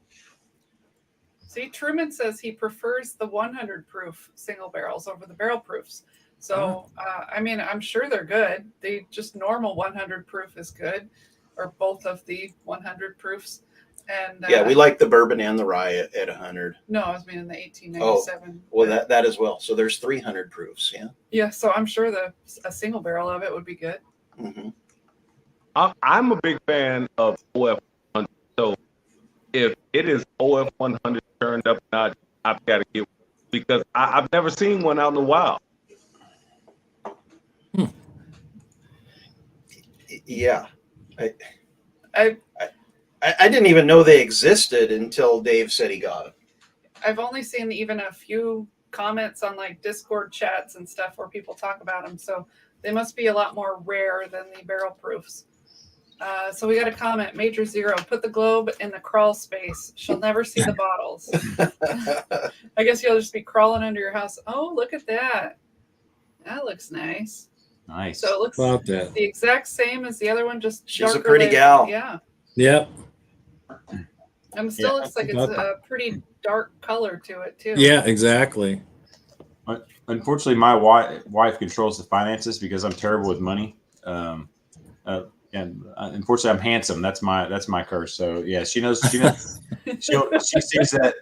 She sees that when I spend money, I get a text. She's like, and we have I don't know if you have 360. We have 2 kids, and we have 360 on their phones and our phones. And I'll walk into like I have like 4 or 5. I go to Buster's quite a lot because they have a huge selection. And I'll get a text as soon as I walk in. She goes, I've marked Buster's as a place, and her phone dings when I go in. I can't shoot videos on my phone and be in there, so she knows, because if I turn off the 360, she knows where I'm at, where I'm heading that way at lunch. That's hilarious. That's funny. I lead a tough life. Yeah. Also Bobby. Oh, Green River. What's Those aren't out here yet either. That's which the Green River is it? it's a single barrel liquor barn pick, full proof, 119 proof. Wow. You got lucky. 2 weeks ago in Kentucky. I didn't know they even had pics of those. We have a lot of Green River. We're starting to get a lot of Green River here in Memphis. So I mean, I think we're kind of lucky here. But and unfortunately, and I talk about this a lot, we pay that Sazerac tax here, and I'm afraid that, and that's not Sazerac, but a lot of people do that. They make you buy this other horrible stuff to get stuff. Exactly. And, it's terrible. But yeah, we get Green River, the Holiday. The Holiday 7. I mean the Lucky 7. We have a lot of stuff here, but you have to. They make you buy other things to get it. That bundle it. It's terrible. That's just crazy to me. Yeah. Looks like Bobby from Bad X Bourbon said he just got an E.H. Taylor single barrel for $74 and a stag for $69. Oh, Spoiler wow. alert for new video. I can't believe to get both. Was it one store or were you just crazy lucky? Because that's insane. Yeah, that's awesome. Very fortunate. Friday I went to a store and I was looking, and they know me. It's a Lake District, and the guy was telling me I'd missed the allocation. I just got there late, or couldn't get there for the monthly allocation. And he saw me walk in, do my video, and I kind of talked to him. And I was in another store next to it getting dinner. He came and found me, and he's like, "Hey, I've got a stag for you." And I was like, "Oh, great!" I was like, I don't know how I'm gonna explain this to my wife. And he goes, "It's $199." And I was like, "Oh. Yeah, she's not happy when it's 100. And I sent her a text message like, "Hey, they've got a stag for $199." And she texted me, she's like, "Good for them." And I was like, I was like, yeah, I couldn't even justify $199 and on that. So, but yeah, but he did say the guy told me in another place at the end of this month, I think on like the last week of the month, the big Forester release is going to happen. So there'll be a lot of it out there. Like everywhere, he goes, if you want one of the old, I mean, not old Forester, the Weller release is going to, I've been drinking. Sorry. I apologize. The How dare you? The Weller, like he said, and the 107s and the white label, he goes, all that's going to be released at the end of the month. So everybody should be looking for it. That at least in our area, there's going to be a big Weller drop. So, Yeah, I think I saw on the OLCC website there was a lot of Weller around Oregon right now too. It seems like there's a lot of allocation trickling out in Oregon right now, and you just kind of got to know the delivery schedules for the stores, and you get there when they put it on the shelf and it's available. I was pretty fortunate today to get that Heritage Rye, the twice barreled from Jack, because that actually showed up yesterday, and there were still 3 of them left over today. So. Yeah, because they update the website at midnight or something every night, so you don't know when they get the stuff until the next day. But he was saying yesterday, he was like, "Okay, I see them trickling out to different stores. We got to look out for this one." He was gonna go out to that store yesterday to get it after work. And then he called them instead of driving out there, and they're like, oh no, we don't have it. So he didn't call the store next door to them because they're owned by the same people. He thought, well, it's, they're really close to each other. They're if one's getting it, the other's getting it. There's no reason one would get one and not the other. So he didn't call the other store, and it was the other store that got the bottles. Yeah. But we lucked out. Yeah, it all worked out. Yeah. Well, So yes, where we got it, it's it was in St. Helens. St. Helens, Oregon. He's been hunting Idaho for that. So it just showed up in Oregon. So I don't know if it's shown up anywhere in Washington that I've heard of. Yeah. Hard to know because every store runs their own thing. Yeah, Washington doesn't put out a website that updates every store. Oregon does. Idaho does. Last summer, we went on a vacation over to Coeur d'Alene, Idaho, and I saw a store that was near where we were staying had the Sam Houston 15. So after a round of golf, Laura and I did a little road trip and picked that guy up, and that was pretty cool. That one's really good. I love those liquor control states where they put a website out that tells what bottles they have and in what store. It makes it real easy for hunting. Yeah. A lot easier than being driving around. Golf, you are talking my language. So what do both of you guys, and David, play golf, Adam, if you play golf, what driver do you guys have? What driver do I have? I'm on a Maverick, the Callaway Maverick, and you've got the Cobra. No, yours is a TaylorMade. That's what mine is. I have a He TaylorMade. bought it for me. He bought it for me. I don't know. I just hit it. It looks nice. And it hits the ball really well. she's got a sim. Oh, yeah. So I don't golf now, but I've been thinking about, we have a Top Golf coming here, and I'm thinking about doing it. I've lost a tremendous amount of weight. I used to be a big fat fatty. Like my face was like I've lost 150 pounds. I've almost lost, I've almost lost half my weight. And when I tried to drive a golf club, it was like I had this huge belly and I couldn't do anything. I mean, I was a killer putter, but I couldn't drive. So I've lost a lot of weight, and I've been thinking about trying to get into it. So when Top Golf comes, if I can hit that golf club or hit that little ball, not the golf club. Once again, I've been drinking the golf ball and see what happens. And I think I may try to pick it up. We've been kind of toying with the idea. I already have one expensive hobby with this bourbon. If I start getting golf club and a nice golf club, so she may not. No time. Yeah, she may not let me do it. So I may have to pick one or the other. And spoiler, it's going to be bourbon. So or Scotch. So. So what are you hitting, Myron? Callaway Sub-Zero. Okay. What about you, Dave? I have a TaylorMade. I'm not a real good golfer. I usually shoot around 100. So You know do what? you have fun? oh, absolutely. Yep. That's all that matters, buddy. I think the stat is like 75% of golfers don't shoot below 100. So you're doing pretty good. Yeah. Yeah. Yeah. So about a year and a half ago, I lost like 60 pounds. I was a 14 handicap, and when I lost all that weight, I got all this range of motion back, and my handicap actually ballooned up to like 24, and just slowly I've whittled it back down. Yeah, I'm playing a little better now, but yeah, he was like, I'm gonna quit golf. I can't swing. I can't hit the ball anymore, or I gotta get fat again. I mean, meth is amazing, right? I mean, it's not meth. It's a caloric intake. So it was Nutrisystem in my case. Oh, nice. So, Truman says he's 20 minutes from Coeur d'Alene. So Okay. he's in that area. It's a beautiful area. Beautiful, yes. We had a great vacation there.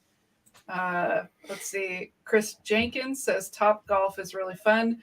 We have never been. My son's going tomorrow. We so. talk about it all the time, but we just never go. It sounds like fun, looks like fun, just never been there.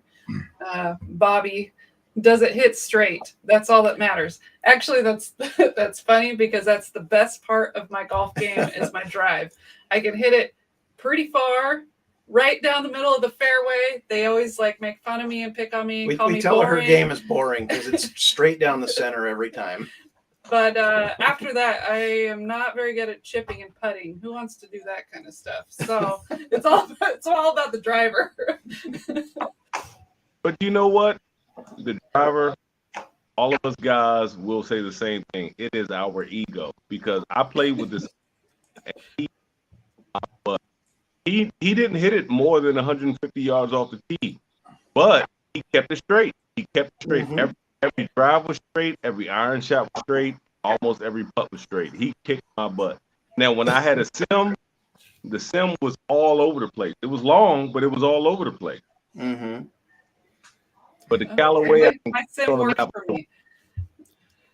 Yeah. So a couple weeks ago, I think Laura beat me by like 10, just hitting it straight. And, you know, Hey, I had a good round. I shot an 82. It Yeah. was like a really good That's great. Was she driving from the boys' tee or the girls' tee?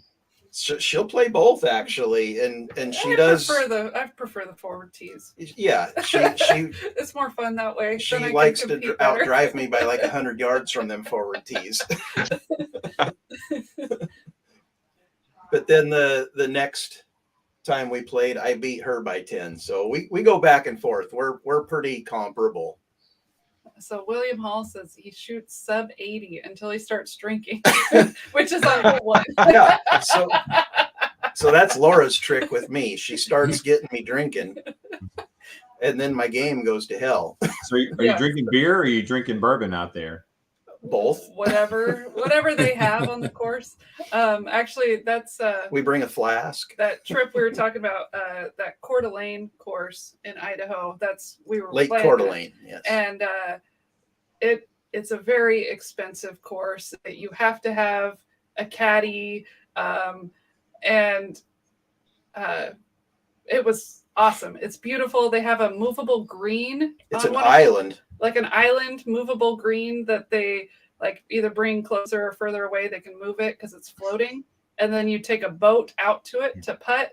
I mean, it's an awesome course. Super fun, but he blames me of why he didn't play good enough because I kept buying drinks. Oh yeah. I think I had like a 41 on the front nine and like a 60 on the back nine. I played in a place in Dyersburg, which is about probably an hour from us, and it's like they took a lake and they Brian, cheers. It's like they took a lake and they dropped dirt all over it, and then every time I hit the ball, it went in the water. And my brother said if they put a 5-gallon bucket of water out in the middle of a fairway field, I would hit it every single time. Water does not love me. So. How's it going, everybody? Hey, Brian. Dave, nice to finally meet you face to face. Yeah. Kind of. I think everybody's going to come just to see. I think this I can't believe more people aren't here. I think if it got out more, that everybody could see your face and see who you are. That's what everybody would be doing. So. Dave, I'm telling you need a channel. It's everywhere, man. I like it the way it is right now. Yeah, you get to chill. You don't have to work. This is extra work. It's just fun for you to be on the You channel. ain't kidding, Laura. Exactly. You ain't kidding. So Truman says his town has 3 golf courses. He doesn't golf, but everyone drives around in golf carts to go grocery shopping. That sounds like a fun little town. It's my place, yeah. It's probably cheaper on gas than my Xterra that I drive. That not very good for gas mileage. You can still get drunk driving for driving a golf cart. My uncle can attest to that. So I think you can on a bike too. So walking is the better way, or an Uber. Yeah. So Brian, are you guys back in school now? We start on Tuesday. I had a couple of in-service days this week and head off Friday, and then it's come back Tuesday. My wife actually has an in-service day Tuesday, so she gets kids on Wednesday. So her and Lauren, they meet together. So they start with kids Wednesday. I have them Tuesday. So okay. my wife's a teacher. She started a month ago. So she's where are you at? In Tennessee, in Memphis. So It's always Okay. it's always whatever it's the first day in August, whatever day it is. So it's weird. Sometimes you catch it right. It might start the 4th or 5th, but like I think this year it was fairly early. So yeah, she teaches. So And you but you're done in like May, right? yeah, middle of May, like May, May 20. I think it was like May 20th last year. We have snow days sometimes, and like they have them built into it. So, but yeah, so Nice. That's nice. yeah. She's off all the time. So Yeah. every time it rains hard, they're out of school. I really picked the wrong career. If I could go back and be an elementary PE teacher, that's what I would do. You're off all summer. All summer. You can't go 3 weeks without having a day off. You know, Columbus Day, whatever day. Yeah. So yeah, I really picked. I've got a buddy who teaches elementary phys ed, and he does it so he can coach football. Like that's his real passion, you know. Well, she doesn't have to coach. You know, if you're in middle school and high school, she'd be a volleyball coach or a cheerleader. Yeah. Elementary PE, she doesn't do it. No grading papers, no nothing. I mean, it's the best job ever. I used to laugh at her. Now she's like sitting at home. She comes home at 2:30 every day, and I'm working. I'm like, yeah, I made a terrible mistake. IT was the wrong. IT. When I'm getting up at 4:00 in the morning to update a server, and she on a Sunday, and she's like, you know, over there. You're an IT guy? Yeah. Oh boy.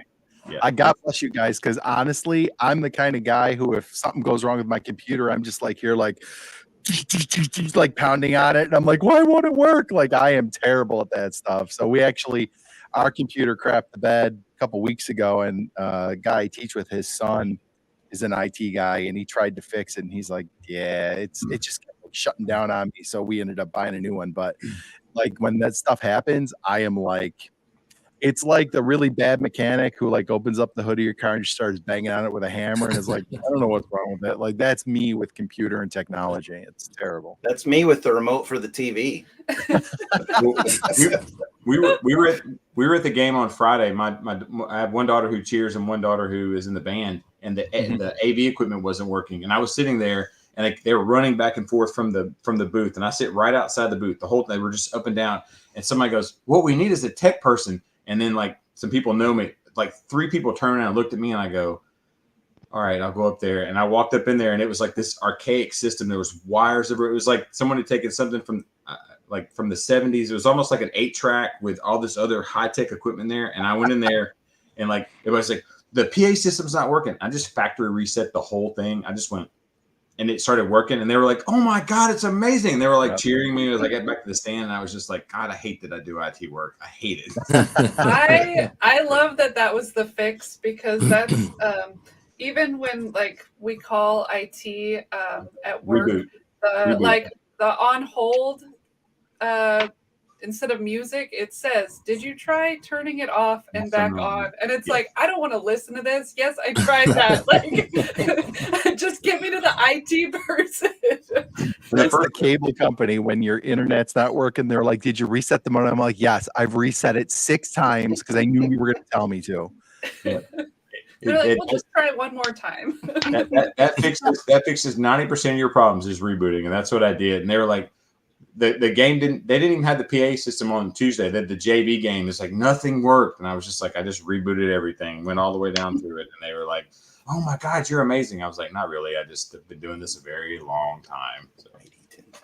That's awesome. Well, I told my IT guy, we got 2 new IT guys at school, and I told them, I was like, just so you know, you're going to get 2 or 3 panicked phone calls from me this year where I don't know what's going on, and the solution is going to be to plug something in. Just be aware that I accept that, and I need you to be patient, because like I said, I am a spaz when it comes to technology.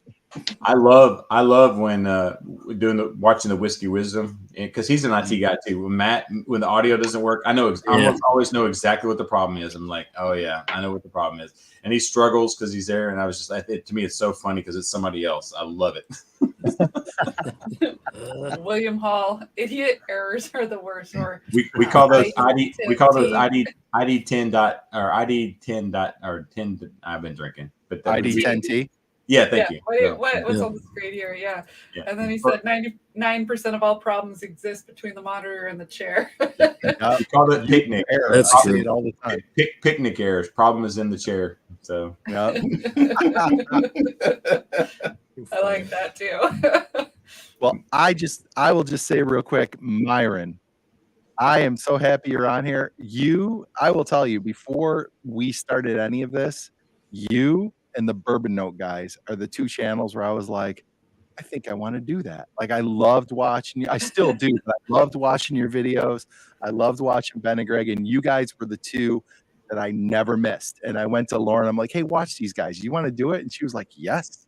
And like the rest is history. But you are one of my favorite whiskey tubers of all time. So I appreciate being on the panel with you. Cool. Well, I agree, and it's because you're cool. Is the coolest guy. I mean, I want to be cool like him. I mean, there's nobody cooler than Myron. I mean, Yeah. I want to be like Myron when I grow up. yeah. Yep, exactly. Myron and Dave. If I could push those two guys together, that's who I want to be when I grow up. I want to be Dave.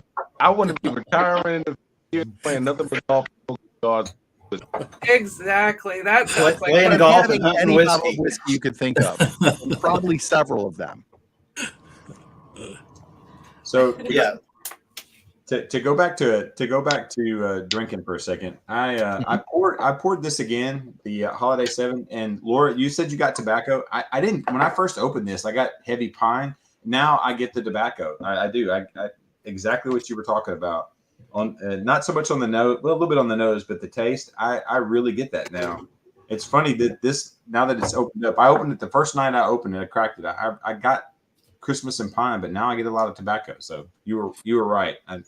So the power of suggestion I was gonna is say so strong True. a lot of times. no, Like I I agree. won't get any of the notes that Troy gets, and then when we compare notes, it's like, oh, maybe you're right and I'm wrong. Like, I Okay, so- totally get what you get. So Big Stoey, the name of that heritage rye on the Oregon Liquor website is called Twice Barreled.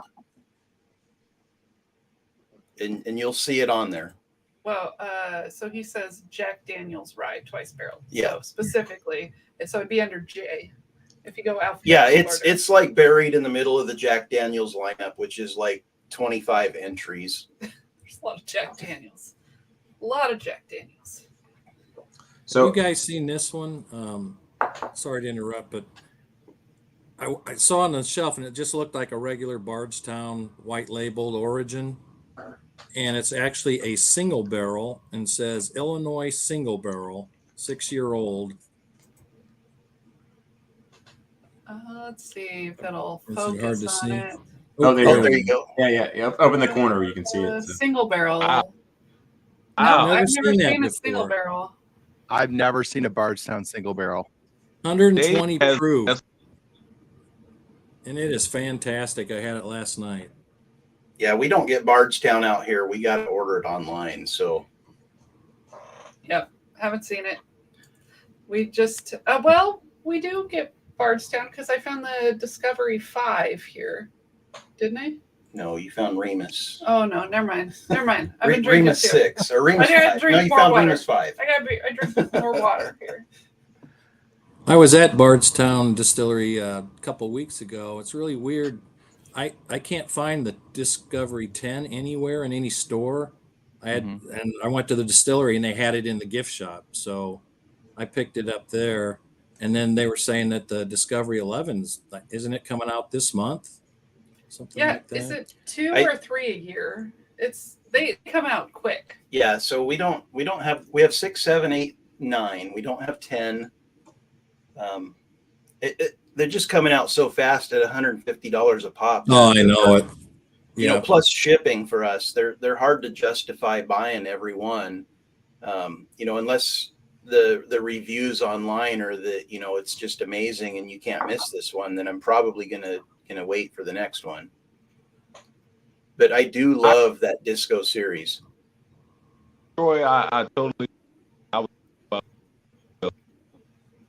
any of you guys welcome.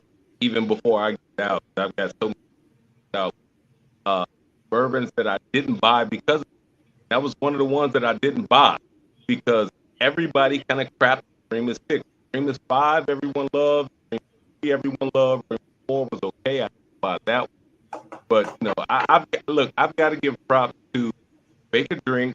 I've got to give props to Bad Axe Bourbon. Ching, ching, ching. No, I've got to give props to the Bourbon School. I mean, I'm telling you, it's so many. I love this community because everyone shows everyone love. And Well, thank Yeah. you. We Yeah. appreciate all the support you've given us too. Yeah, I mean, just it takes a lot of courage for one to put yourself out there and get in front of that camera and start creating content for the whole world to see, and then, if you're just starting out, you put it out there and you're excited about it and nervous at the same time. And, you get a view or two, and then all of a sudden you get a subscriber, and, that excitement just builds. And like I said, Laura and I, we're, approaching 850 subscribers, which, is huge for us, but in the grand scheme of things, it's nothing. And literally every one of those, we're like high-fiving and knuckling on literally every one. We've got like four subs today because we literally watch every one, and it's exciting every time. And we're not getting anything for this other than it's just our hobby and we love it. And it shows that people are out there watching and they enjoy it, and we just love it. I predict you guys 2 weeks. 2 weeks you're going to be at a top. I'm gonna guess based on how fast we grow, and it's been like the same speed for the past like 4 or 5 months. I think it'll be about a month and a half because we get almost exactly 100 every month. That It'll was go the really same fast, for and us. then there'll be like nothing. I picked up 100 last week, and I'm terrible. I'm really the worst. So I'm at 195, but and you guys are so much better at me than this. I give you 2 weeks. You guys are going to be there. So, but we are all on the same playing field, and I'm pretty sure Brian knows this. Troy and Laura knows this. The hunt videos really help. And Oh my God, it's insane. Adam, you do an amazing job when it comes to the hunt. Well, you got to shoot that crap in 8K. That's what I do. I use my phone in 8K, and then you get it because people want to pause it, and I can look in my videos, and you can kind of see where they go up and down on there, and you just have to go slow and look like an idiot. That's what I hate is like when you're trying to talk and you're going through those videos, but those bourbon hunt videos, it's amazing how well they do. I've never seen anything like, and I have another channel which is different, but I've never had what I have now with those. You just got to shoot them at the highest, quality you can, because everybody wants to pause and everybody wants to comment, and you got to have a thick skin, which luckily I do. I think they're like look at Bourbon Hunter. That kid Hunter was on Whiskey Wisdom last night.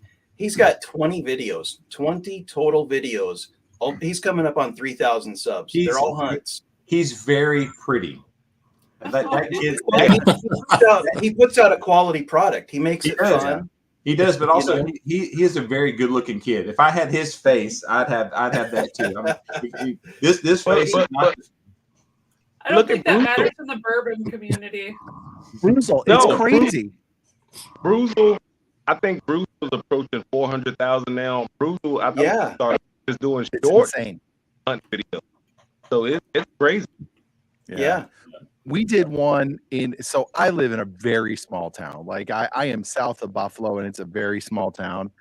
And so we've got 2 stores, and I will say they're pretty good stores. I was like, I'll do a hunt of these 2 little stores and see. It's one of our highest. It's like almost 6,000 views. I'm like, what the hell? Like, who wants to see like the bourbon in my little town? And I guess people do. It is crazy, but you're right. Major Zero, people will tell you, slow down. Other people I was like, oh, I suck at this because so many people that I figured, okay, go a little more high def, slow it down so people can see the prices. But yeah, the hunting videos, and then you go to the stores. I'll go into a shop and be like, hey, can I film your bourbon section? And they're like, why? And I'm like, oh, it's a hunting video. And they're like, what is that? And I'm like, oh, you don't even know. and I'll tell them You're like, I'm a big deal. I'm a YouTuber. yeah, right. Hey, I'm I got like, 1,000 subs, buddy. yeah, right. But I'll Well- tell them like these videos, people just want to watch videos of like what other people have in stores, and I'm like, our videos usually get a couple hundred views, maybe a good one is 3 or 4. I was like, these literally get thousands, and they look at me like I'm crazy. But most of them are cool because they're like, "Oh, are you going to say the name of the store?" I'm like, "Oh yeah, I will." And it's like, boom. They're usually a yes, but it is so weird, Myron, that these videos get so much traction. It's funny. There was a place in town. It's called Natalie's, and I'd never been there before. It's in a weird place. It's hard to get in and out of the store. And I went in. The guy pushes, like, he sells to a lot of secondary sellers that buy all of their stock, like every bit of it. Like I came in to try to find the I was wanting to get the double rye, the Jack Daniels, and he's like, yeah, I have a guy that comes in, he buys everything at twice the price already, and then he sells it. And he's okay with it, which I'm like, I guess you got to make money. But he goes, I got this stag for $150, and I put it on my little channel here in town. Nobody in Memphis really does what I do. There's nobody there. Another subscriber sent me a message and said, I went there and the next day, and every bit of it was out, and he said it was because of your fault. He said everyone bought it. They had like 10 bottles, and I was just like, I was amazed. I was just like, okay, but 150 for the stick. Yeah, it's my fault. Did you get a commission? No, I'm going back next week, and I'll be like, hey, what else you got? Next week, maybe. I want one of those Weller white labels. I just like to get it at sort of MSRP, but I don't know. So it's overrated, man. I'll be honest. I don't go in looking for any discount. Even stores that I've been to that have had traction from deals, they still don't give me discounts. I just love what I do. I enjoy bourbon. You guys enjoy bourbon. I would love to get a discount, but they don't. It is what it is. I just want to be on the list of people who had the opportunity to get it. So I just let me try to buy it. So that's all I care about. So now, how do your stores, like the stores that you guys frequent, how do they do their allocated stuff? Because I had one, and it is my favorite store around here. But the first few times they got a bunch of allocated stuff, they did like we're gonna hide it somewhere in the store, and then you all can come in and try to find it for the chance to buy it. And I refused. I'm like, I am not going to be your dancing monkey. I'm not coming in to search for like other people to search for a bottle. Now they do a raffle. Every time you buy a bottle of bourbon, you get a ticket in the raffle. And we ended up, I gave my tickets to a buddy, and we did really well. I mean, we got pulled 3 times, so we got some good bottles. But it's like, what does everybody do? I've seen the guy on TikTok who does the raffle with the bags. Have you seen that guy at like Southern Spirits or whatever? I just watched that today. It was cool. But like, what are all your guys do for allocated bottles to give everybody a fair shake at it? Do you have anybody who gives people a fair shake, or is it like who you know? So for us, it has nothing to do with either of those things. It's just luck for the most part. So Oregon, they pretty much just put everything on the shelf, and if you're the first person there, then you get it, and if not, someone else got it. And then in Washington, mostly they overcharge their allocated stuff. So if you have the money and are willing to pay, then you're the one that gets it. There's no, they don't really do raffles other than the Total Wine lottery system that they do like 3 or 4 times a year. But that's which we've been lucky with. But we have to drive to a store that's like very lucky. So it's like 3 hours away from us to get to the store that you can pick those up at. So where I'm at, I run the gambit. I have one store that has a monthly allocation, the Lake District, and you get there and they have it, and there's a slight markup on most of the stuff. They charge double for Stag, but like Buster's, one of my subscribers, sent me a message and said, "Hey, it's there right now." I left work. I was like, I gotta go. I got something I gotta go do. I drove straight there to get that Stag, and I paid $100 for it, and they put it out straight as it comes out. Every week there's E.H. Taylor, there's the Weller Reserve. Special Reserve, which you guys probably don't care about, but it's hard to get that here. and especially with Matt from Whiskey Wisdom buying every bottle that's out there. But they have that, and they have the Blantons, there every week. Now it's slightly higher. The E.H. Taylor is like $10 over MSRP, but then I have another store where they you have to know the guy. You have to talk to him. I think it's Caesar's. The guy's kind of a not, I would say a jerk, but he's very jerky. Like the first time I talked to him, I was like, "Hey, how does your allocation go?" He goes, you could say hi to me first. And I was like, "Oh, okay." And then I just sit there and talk to him. Well, hello. I was like, "Whoa!" I was like, how does your allocation work? Right. How does it? And that's what I was saying. And like the funny thing is, now when I go into a store, the first thing I tell them is like, "Hey, I'm one of the worst people in the world. I'm a YouTuber," and they always go, they go, "Okay." And I was just like, "Do you care if I film?" And I do. I come out and I told the guy at and this is going to stick, unfortunately, at Caesar's. I was like, "I'm a turd head," and he's like, "Okay," and he said, "Just text me turd head, and then when I'll let you know when something's there." So I go, "Hey, this is turd head. Did anything interesting come in?" And he'll go, and hey, you got to do what you got to do to do there. But like I said, I have there's like 7 or 8 stores I've been to, and they've all been completely different. The fun one is Lake District is in getting the allocation. That's the first E.H. Taylor I got was there, and I just showed up early and got it, and got the Eagle Rare as well. So for us, it's all over the board. We don't have any sort of control. It's like the Wild West out here. You just at the mercy of those guys. I can't imagine with Dave, you just driving around and showing up and just finding it. It's like that's cool. I'm guessing that's like a numbers game. The more stores you visit and the more time you spend doing it, the more stuff you're going to run into. And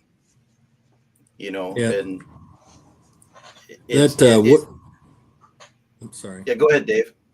That Woodman store that's here in Rockford, what I get a lot of stuff at, they normally have a raffle around November, December for all the PTAC stuff.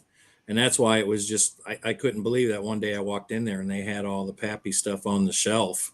It's the first time that's ever happened. But hey, I just wanted to thank you guys. I think I'm going to call it a night. Well, Thanks for inviting me on. Dave, thank you so much for these samples. They were all fantastic, top to bottom. Thanks for finally showing us who you are. For real. I think you're going to be a guest on a lot of people's show. I think now everybody here loves you. I think we've opened the floodgates. You're going to get a lot of requests to come on people's channels now. Yes.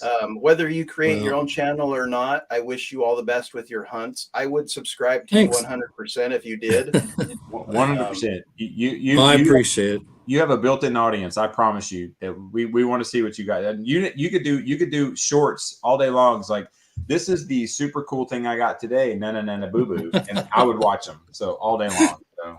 Well, you guys are all great, and I sure appreciate it. And I'll continue doing what I'm doing. And thanks so much for having me. Appreciate you, Dave. Thanks. Have a great night. Take care, guys. Take care, Dave. Thank Good you. meeting you, brother. Hey, Dave. Nice to meet you all. Same here. I'm more like Adam though. Like I have the luxury of living in the tri-state area, so the DMV, DC, Maryland, Virginia. So Virginia drops, I'll get their notifications, and if I'm in the area, I'll be able to go by. But the Maryland, oh my gosh, it's like Wild Wild West. So I don't know if someone has something sitting on the shelf behind them, then I'll be able to say, hey, how much is that? Or if they have something in the glass. Virginia, luckily, they sell it for MSRP. DC, they choose their own, their own prices. So it's kind of like I'm just kind of like in the wind with whoever has the best price. I just kind of go there. Yeah. I think I'm going to go through a couple comments here, get a little caught up. So Chris Jenkins says his wife works at a liquor store, can't even get a discount. Maybe I'm hoping you at least get to buy the. At least you get bottles. Some insider trading knowledge, and when the drop is. Yeah, hopefully. that's insider trading. I like that. So Yeah, Tater Dom says he brings samples for his local. I've done that. We have done that. Mhm. The problem is that guy doesn't. His aunt runs the store now, so it did no good. He appreciated the samples, but we didn't get anything out of that. And then Truman, UPS driver for 15 years, had a nice hookup for Stag and E.H. Taylor's. Well, that that sounds like a great deal. I've got a great story. When you get too caught up, I got a great story about that. So yeah, looks like Bobby just subbed to you, Major 0195. Woo. Looks like Whiskey Wisdom is asking Myron, are you still on the Padillas? I think is what are you still smoking the same cigar? Or you got something else now? I'm on something else. I'm on the J.D. Howard Reserve. Myron, are you drinking at all? Are you at least drinking the 100? Old Forester 100, I'm guessing. Yeah. I'm actually drinking the B523. I just got a bottle. I just shot an episode, so it's really good. So I'm sipping on that tonight. You're not disappointed with the lack of age statement on that guy? No, I've got an 8-year-old Elijah Craig private barrel pick that is 131 points proof. It was my number 2022. It crushed pretty much everywhere, almost. Yeah, we weren't too disappointed with the lack of age statement, and we actually have a single barrel. It's a 10-year that beats every ECBP we've ever had. Oh my goodness, that one we got Bourbon Baller Lee. If you see him in chats, he did a pick that was absolutely so much. I mean, it's amazing. It's so much better than any other ECBP or pick we've had. It takes your breath away. It's that good. Let's see. Truman talks to owners. He doesn't ask them about allocation. He just talks about whiskey. And then usually they'll ask if he wants a certain bottle, if they have it. So we don't usually ask about allocation. Most stores have everything visible, so we don't have to ask that. Although we did, there was one store we went to that had just a ridiculous amount of single barrels, and Troy asked them if they had a Eagle Rare by any chance, and somehow a store pick, and somehow they were like, actually we do, we have one, and it was their last one. I was like, I would never have even considered asking about that because I've never looked for it or cared about it, but somehow it popped in his mind and he got one.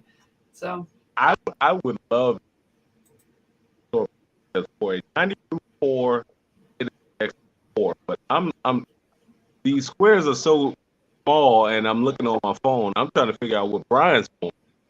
I actually was just gonna say I'll join you for a 523. Oh, B523. Now, Brian, how did that one? I was just going to ask you. You guys didn't like that one? I won't say I didn't like it. I thought the A was better, but I think it's just that for my palate, I thought it was like a lot more sweeter and more caramel, which hits for me. So I didn't like the 5 as much, but I did like the 5. Has anybody gotten the C batch yet?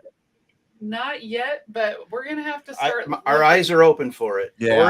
Oregon's like filthy with the ECBPs, so it'll be dropping there in the next couple weeks, and we'll probably pick that in the larceny up. And they always show up the month that they're released, so we'll get it in September. I'm not worried about that. Just it's hard to look at the website to know what stores have it because it just says Elijah Craig barrel proof. It doesn't say what batch. Right. And they all still have B, so there's no alert that they suddenly got C. So we'll just drive around and waste a lot of time going to stores that have the older batches. Shooting great content. That's all you got to do. So yeah. Well, I want to know. I want to know why Brian doesn't like Brian. The blue note hits my heart that you guys like. Brother. Okay, hey, Myron, I got 2 here. We gave it a fair shake. My God. We drank 2 of these, and this one was slightly better, but this one was like gasoline. I'll tell you what.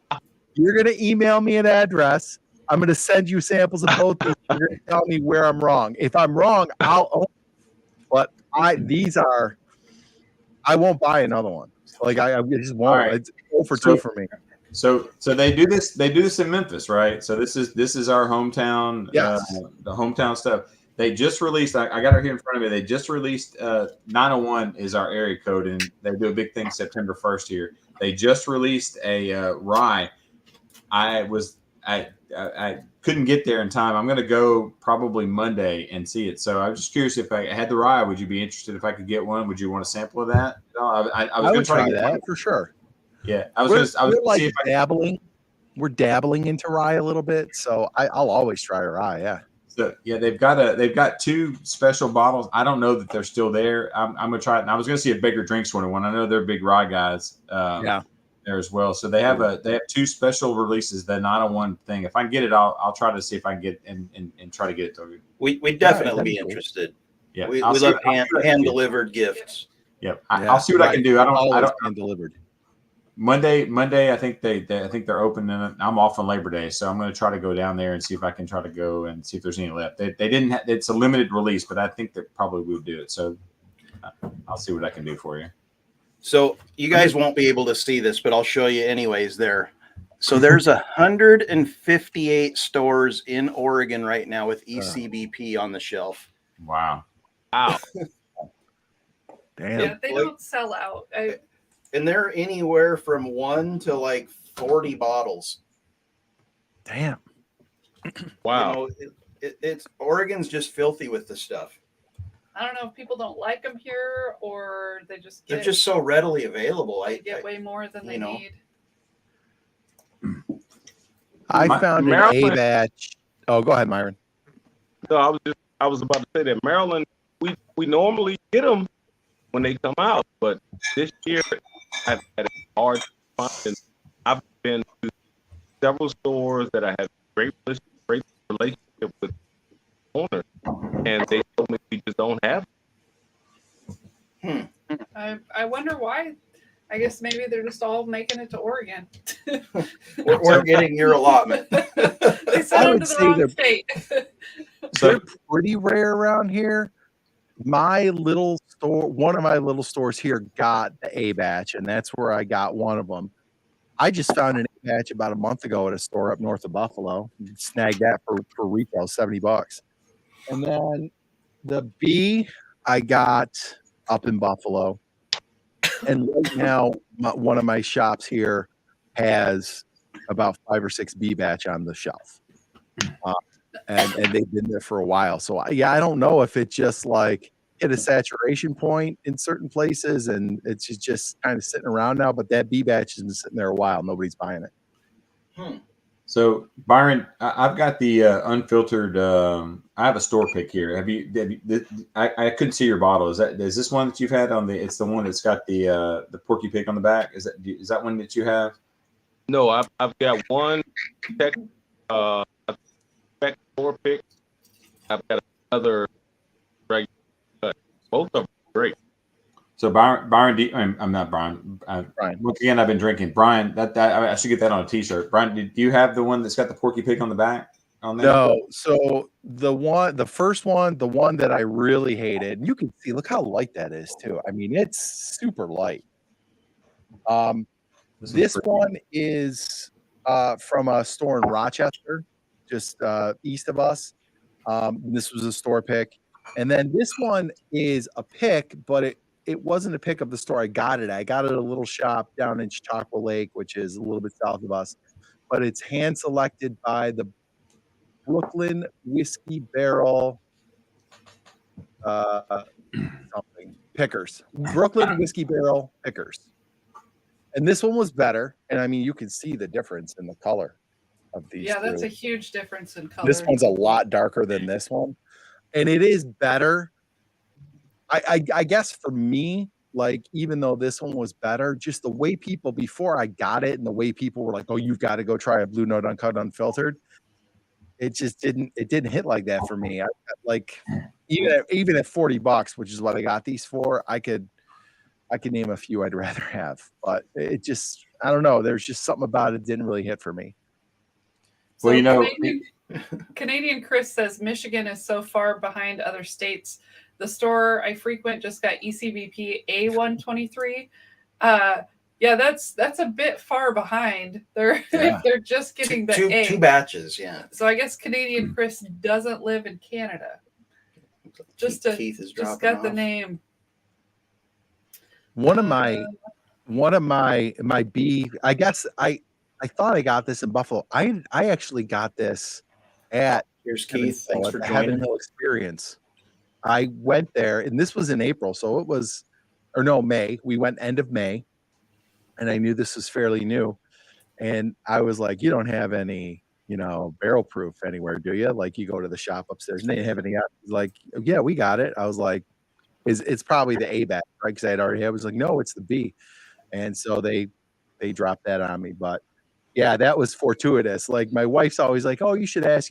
I'm like, "Yeah, they don't have it." And finally, I was like, "All right, I'll ask." And there was. So Truman says Total Wine in my area has ECBP B522 on the shelves instead of B523. I wonder if it's a Total Wine thing or, Truman's not that far from us, but not that long ago, we went to our Total Wine and B522 was sitting on the shelf, and it wasn't there before, so it's not like it sat there this whole time. It just suddenly showed up. Well, Total Wine's weird anyways. We won the George T. Stagg in the last, like the BTAC Pappy lottery. And when we picked it up, it was the 2020 in bottle 2020 instead of the 2022. 2021 or No, 2020 version. So it was the previous version. They skipped 2021 and then we got the 2022 at the local store. Yeah, so somehow they sat on this bottle for 2 years before they sold it to people. So I don't really know what Total Wine does, but they hang on to a lot of bottles for a lot of time for no apparent reason. like they found a couple cases in a warehouse somewhere or something. Yeah, maybe. But I will say this: that one buddy of mine, I got in line 6 o'clock, left the house at 5. And he stood in line and said he went back. He got that. So it's amazing. He gave me a sample of it. It was The 522, you're saying? no the George T. Stagg. Oh, okay. Yeah, you were kind of breaking up a little bit there, Myron, but I got the gist of what you were saying. Waiting in line, your buddy got it. Yeah, it just that for some reason that time it was. Like I love the retro very hill. little. Makes you look even cooler. Yeah, he's really enjoying the full flavor of it. But yeah, that the 2020 version is really good. The 2022 Stag is just crazy good. Oh, Truman won the 2022 Stag from Total Wine. So maybe they just happened to find one bottle of it and gave us the old one. But whatever, we'll take it. It's still a Stag. So we won, and we were kind of disappointed if that even is understandable, because we'd already bought the bottle locally, right? So we're like, oh, we're gonna get another one. Should we pick? We're like, sure, we can go pick it up. That way we don't have to hoard the one that we have. And then we got down there and it was the previous released version. And then we were all excited again because now we've got 2 different versions of it. So it worked out, but it was weird that they held on to it that long. Yeah, exactly. Truman. Oh darn, another GTS. Yeah. Well, it was more the. Oh, okay. I think that's the worst. You guys had the worst humble brag ever. I got this one, and then oh my gosh, I got this other one. When you just paid over MSRP for a bottle, do you really want to then, like the next week, drive 3.5 hours one way to pick up a bottle of the same thing that you just like way overpaid for? And then like the next Total Wine lottery. So if you watch that video where we drove down to Total Wine to get the George T. Stagg, we hunted on our way down there and we found an Angel's Envy cask strength along the way, pretty much at MSRP, and we picked it up. And we were like super stoked because this is like an epic hunt and haul, right? Well, the next Total Wine Lottery, we win Angel's Envy cask strength. And we kicked it around, do we really want to drive down there and pick up another one of these? And we did, because it's great content. We sacrificed ourselves for you guys, right? Yeah. But we ended up going down and getting another one. Here I go, getting more bourbon that no one else can get. Gosh. Well, Yeah. I got that It's a stag tough from. life. I got that stag. It's just the 20. I keep looking at it because I keep forgetting the 23A. And when I went to the other one, the other one was 150, and I was like, I already have one. And if I didn't have that one already, I wouldn't have bought that one. And now I regret not having the 22A, because I'd have a 22A and a 23A. But like I said, I couldn't afford it. But same thing. I was like, I already have a stag, and I feel bad about, not real bad, but I feel sort of bad. If it had been $100, I would have gotten it. Somebody else would wants that stag, more than I do, especially if it had $150. So that's kind of where I'm coming from. That I was like, if I didn't have a stag, I totally would have paid $150 for it. But since I already have a stag, I can't justify that. Yeah, and honestly, you can't own everything. It's not with that attitude. You can't. Not with my job, I can't. Maybe if I had Dave Vogelsang money. Yeah, not with my wife, I can't. Not for sure. The only stag I've seen on a shelf around here was $300. And just no way. Yeah, that's too much. Yeah. I ended up winning one for $25 worth of chances in Sean's raffle, so it worked out well for me. And that's amazing, right? That's community. Yeah, right. Yep. Yeah, that was a great night. Amazing. But that's 22B, and it's good. I like it. Hey, Drew must have won Buffalo this Trace. lottery in Washington. Won a lottery of Thomas H. Handy 2022 from a liquor store. When I got there, they said it was $700. Oh, What a lottery win that is! that's not a win. He really felt like a winner there, I'm sure. That is crazy. That's nuts.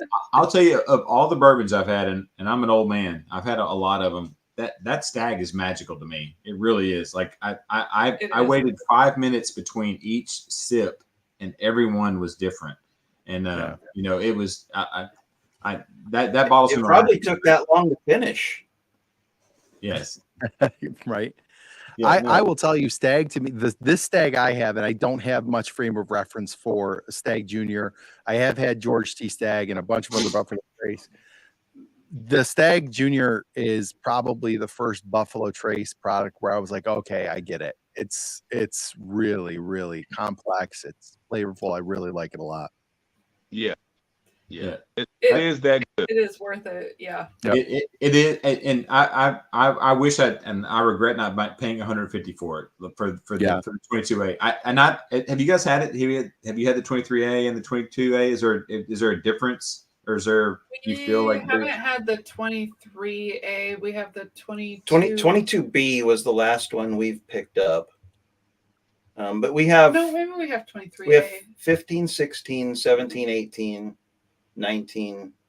I don't know, we've got 6 of them. And there are subtleties between each one, but at the end of the day, Stag Junior, they're all the same basically. They're very similar. You hop on the ride with one of them and you enjoy it. You don't need to chase it. We're not chasing them anymore. We've spent enough money on that thing. I'm probably gonna, if I can catch another one, I will. And I don't know that I'll open the other one. I mean, I think I'm just gonna sit on the shelf and wait till the other one's done. I won't open one until the other one's done, kind of deal. But I do want to reserve Stag. But it's so good. I mean, it's amazing to me how, coming from a Scotch guy, he's brown sugar and vanilla. I mean, I was like, this is special. Like, even when I was pouring it after the first one, like my hand was almost shaking. I was like, is this the shakes, or am I just? I was so excited about it from my second pour of it, because I've had 2 of it. It was so good. Yeah. When you get that, are we converting Adam? Are we converting Adam? I think we are.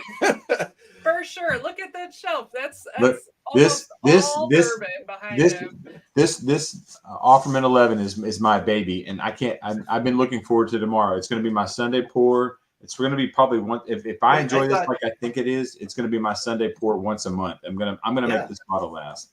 Last night you were waiting until Christmas. Now you're waiting until tomorrow. Hey, you sound like my wife. I don't need two of you in my life. I don't need this negativity in my life. It was this. I was surprised that there wasn't a bow on top of this in my closet. I went to go get it. So, but yeah, no, I'm going to drink this tomorrow. I'm super excited. So that's going to be I'm super excited about that. So, and you were talking about that got even that. I think it's your fault. You got me hyped about it. So. So Bobby, the Angel's Envy cask strength we have, I believe, is the 2022. 2 bottles of it. Two bottles of it, Same actually. thing, yeah. I like it. We've got an Angel's Envy single barrel pick from Total Wine that's okay. I feel like it's like the middle point between the normal shelf one and the cask strength. Yeah, it's really good, but it's not quite. the That's 2022 cask strength is pretty good. I think it's head and shoulders above that store pick that we have. Unless he has a just amazing pick, which is possible. I mean, if you want to swap samples 2019 for 2022, we do that. We could hand deliver a meat like somewhere in Central Oregon. Right. One thing I will say, Total Wine actually out there work there because when I did my video and Bourbon on wine, the guy who worked there, he told me, he said, "Look, he said we did a dish made store. The one we picked, he said we actually didn't get to have in the store. He said, but most of the picks that we do have in the store, he said they didn't pick it because it wasn't high proof enough. He said they taste proof, but he said most of the picks that they do have in the store." Okay. Interesting. So Truman said El Gaucho Steakhouse has their own stag barrel picks. They let him buy a bottle for $100 on his birthday. Wow. So Truman, is that in Pittsburgh? I think that's Truman's in Idaho. So yeah, I'm guessing Idaho. He said there should be one in Portland. There is an El Gaucho in Portland. There's actually one in Vancouver also, which is even closer. Okay. But we're spending the first weekend in October in Portland because it's my birthday, and Bourbon Van is also doing like a hangout and bottle. It's their second barrel pick. Their barrel pick like release party or something like that. So we're going down there and hanging out with them, and just it's my birthday, so we're hanging out in the city. So maybe I'll have to go to this steakhouse and see if they have any barrel picks, because that sounds amazing. That's a short that needs to happen. So What state is that? Kentucky? No. So, any of you guys had KO Distilling? Where is it? There it is. okay or Yes, KO? sir. KO. Yes, sir. The 6-year cash strength. Oh my goodness, it is 100. The one that I have anyway is 130, and it is amazing. Is it a bourbon or a rye? This one we have is a rye. Yeah, this is a bottled I and have- bond rye. Oh, okay. The one I have is the bourbon. Okay. This is a bottled and bond rye. I mean, we've had a bit of it, but it's probably been more than a year since I've been into it. I don't remember. It smells amazing. Yeah, I remember liking it. We just Smell that. got so many bottles that we forgot about it. Actually, I made it on a list of some of my favorite ryes, and then I guess it ended up behind other bottles, and I didn't see it, so I never had a pour of it. That's the thing with having all your bottles crammed together. You got to have them spread out so you can see what you have. If you have them crammed together, you miss things. You guys are gonna make me go and pour a little bit of the KO, because to me, bourbon is amazing. Sounds good. We are not saving a spot for shirtless RJ. But if he does show up and he's wearing a shirt and he has no weapons visible. He is perfectly allowed to join. There's just some little rules. Hate to nag. There's just a couple rules. we don't need to get demonetized before we get monetized. Yeah, canceled. They're gonna delete our channel. We're gonna have to start all over. No shirt, no gun. There's a problem. So.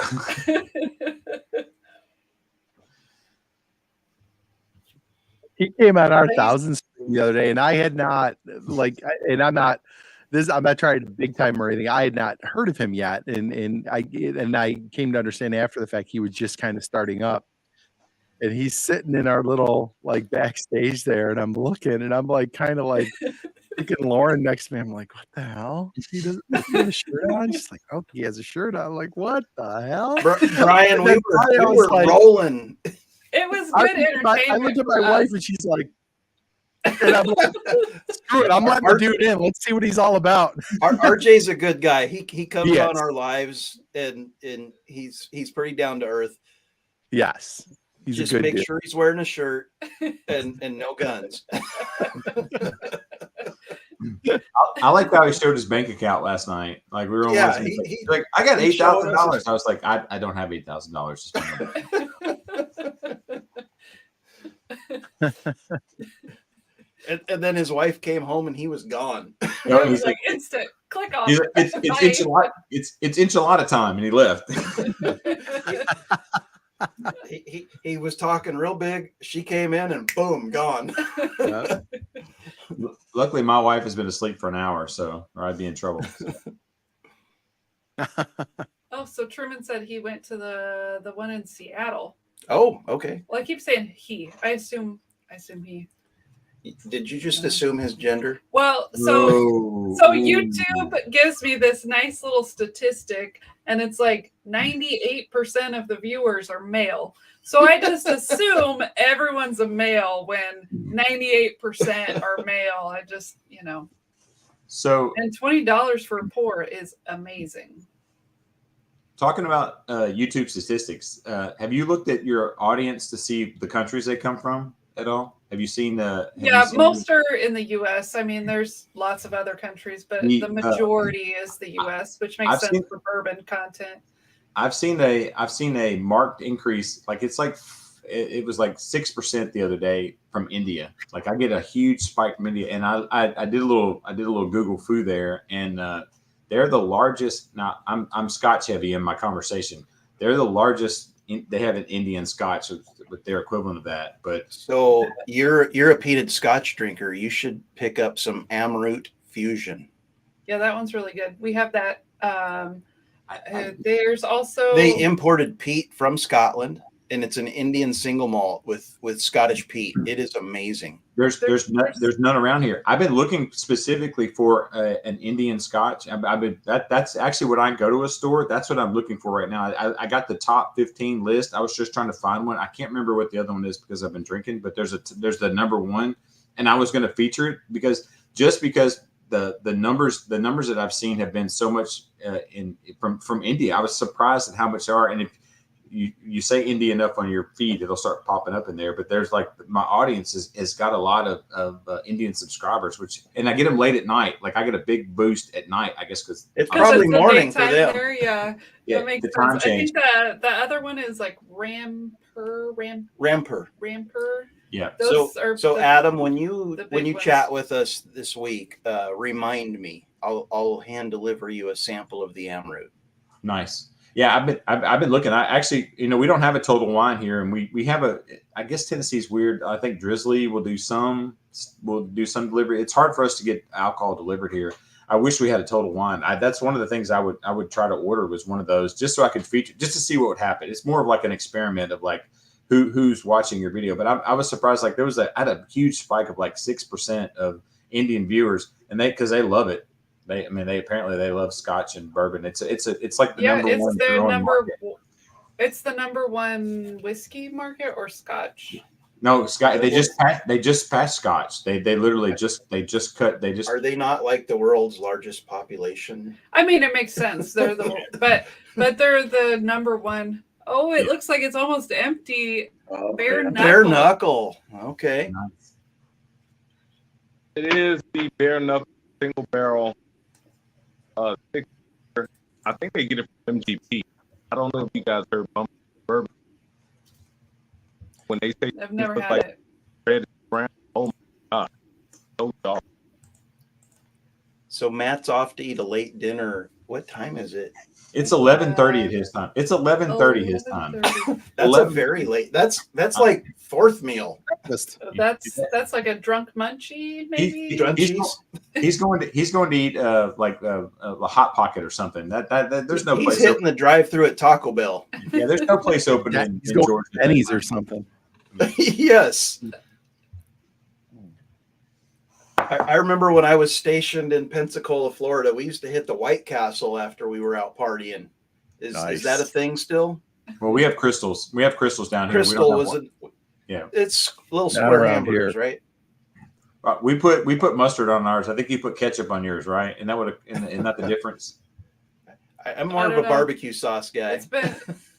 He was there like 30 years ago or something. So Long it's time. been a while. I'm old as hell. I've never been there, so I don't know. We don't I have promise that you're kind not of older food than I around am, here. so. Is that a third cigar, Myron? Second. Oh no, that's the little guy. Hey, Lauren, Troy, have you found the Old Elk Wheat and Rye yet?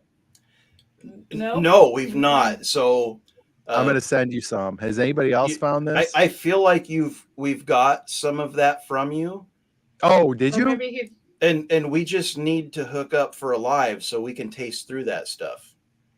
It's so good. And I was not an Old Elk fan. It is so good. We love It- Old Elk, and I'm really Yeah. excited for that pour. Yeah, it's good stuff for sure. Yeah, I think we've got a couple from the 1 foot cock. Oh, yeah. There was a couple of those. There was the Yep. Old Elk Wheat and Rye, and there was something There it else. You is. gave it. You hand delivered us 4 of those different samples. Yes. Now they have next weekend, Buffalo Distilling is doing maple cask bourbon. Their release, like a release party. And it's all like it's their bourbon, and then they get the maple syrup barrels from some other local place that does maple syrup and age it in there. And I didn't get any last year. They said it's pretty special, so I'm going to definitely grab one of those. So if I grab one, I'll send some out your way too, for sure. Well, that sounds pretty tasty. I mean, we've Yeah, it only does. had one maple syrup. Well, I guess we have one maple syrup finished, which is the Widow Bull Run. Jane, We have Bull Run. and then the Bull Run is Okay. Is that the decadent? it's not It's finished. infused. It's infused. So it's like they emptied the barrel, but they left a little bit of maple syrup in there. So the Yeah. barrel, it's like finished in the barrel, but there was maple syrup in there, and that one's pretty good too. Is that the decadence? The Widow Jane's decadence? Widow Jane Yeah, Decadence, the Widow Jane Decadence, and the other one we were talking about was Bull Run, and it is really good. We actually just used. Am I drunk or is Myron No, sideways? Myron's sideways now. I don't know what happened. I was like, But, Myron, and Frozen, I think. Yeah, but the Bull Run, because it's so sweet, we actually use it for making old fashions, because then you just skip a step. Yeah. You don't have to add sugar or anything. You just pour that over ice with a little bit of bitters, and then a orange peel, and it's amazing. nothing is better than someone going, you know what? We need to make this brown sugar and cinnamon sweeter. So let's maple syrup. That's the answer. Yep. Oh, it really is though. It's so good. It's so good. See? Funny because the We- Decadence, it's from New York, and you can barely find it around here. Oh my! Yeah. Oh, It was never easy to find around here either. We just happened to see it one time, and I don't think we've seen it since then. So I just picked it up because I was like, oh, I've heard good things about Widow Jane. It was like I had no clue what I was buying. yeah, And then we got it, and I was like, oh, maybe I bought something that was good. And I feel like Widow Jane was just recently purchased, and they're going to start being an annual release. Heaven on the Hill. Decadence. Heaven Hill purchased them. Heaven yes. Hill bottom. Yep. And the Decadence is going to start being an annual release. Yes. Yep. We'd probably pick up another bottle. When I first That was did it, literally your first review. it was my first video on YouTube, but Oh, was it really? it was well before he knew I was doing a YouTube channel. But I'm always the last to know. but Yeah, it was tracks. like when I first tried it, I wasn't a huge fan, and every time I've had it since True. there, it's been really good. Truman said I wasn't paying attention, but heard 1 foot cock. I may be a little inebriated. Yeah, So it's a Truman brand. Laura Is and it Troy Buffalo has the Distillers? sticker right over Laura's right shoulder. Well, there. it's changed. It now says Honk if you honk love if you Bourbon love School. Bourbon School. Oh, instead of- that's awesome. Yeah, and it's not Cool. as easy to read as the chicken was. That's all right. I love it. It's yeah. It's Right showing support on. to you guys right here. Thank you. So this is Buffalo Distilling. You can only get it in Buffalo. They don't really distribute it anywhere else. But their label of their liquors is 1 foot cock, and they make. Here, I'm gonna make you big. Hold on. Oh, okay. And I am So not you a can show rep for it. them. Don't shill for them, but I'm really happy that we've got a local bourbon that I think is pretty good. And they make a vodka, a gin, a bourbon, an Empire Rye, which is they're like the first Empire Rye bottled and bond in New York State. So and they- Empire Rye is exclusive to New York, correct? Yes, yeah, and so they're the first bottled and bond in the state, and so that's pretty cool. And they make Krupnik, which we have a pretty large Polish American population in Buffalo, so they've got Krupnik and barrel aged Krupnik, and Is that the lemon stuff? Is that the lemon? yeah, like the liqueur. Yeah. And they have Mafia sauce, which is I have not tried it, but it's like a Bill's Mafia, some sort of alcohol, and I'm pretty sure it's what fuels all the fans putting each other through tables at the tailgate. So I don't know if you've Well, seen that thing in Buffalo. Like the Bills fans are known for power bombing through tables at the tailgate. I did not know that at all. Oh yeah, go look at it. Watch it on YouTube. It's crazy. Bourbon Drop says sorry his phone died. Thanks for having me on. I'm going to bed. Which Thanks for coming on, Myron. yes, thank oh, you. no. And actually, I think are cutting out as well. Our I was going to as well. earbuds. My earbud's dying, so it's Dying. beeping at me. So we're gonna have to hop off here, guys. But thank you guys for jumping on and joining us. We appreciate it. Thanks for we'll having me see on. you guys All right. soon. Thanks We've for got being. plenty of videos coming out. We got another live stream next weekend as well with Echoes in Eternity Bourbon again. We're gonna be going Nice. through ASW Distillers. So Oh, we'll see how that goes, and if there you go. Yes. If So you know what I'm talking about. holy don't get- smokes, is that good? if we I don't drink love too it. much during the football game, we will open it up for another hangout again. Right on. Yeah, this is a lot of fun. Thanks for. Thanks for everyone you in guys are chat. live streaming. This is fun to hang out with you guys. A lot of fun. Yeah, and everyone in chat, thanks for joining us tonight. It's been a lot of fun. Hopefully, if you're drinking, you're not driving. Everyone, be safe. Yep. Have a good weekend. Enjoy your holiday. Yeah. Best part of my weekend. Thanks, guys, for letting me jump on. Yeah. A lot of You're fun. Thanks a welcome. lot, guys. Cheers, Cheers, everyone. everybody. Cheers.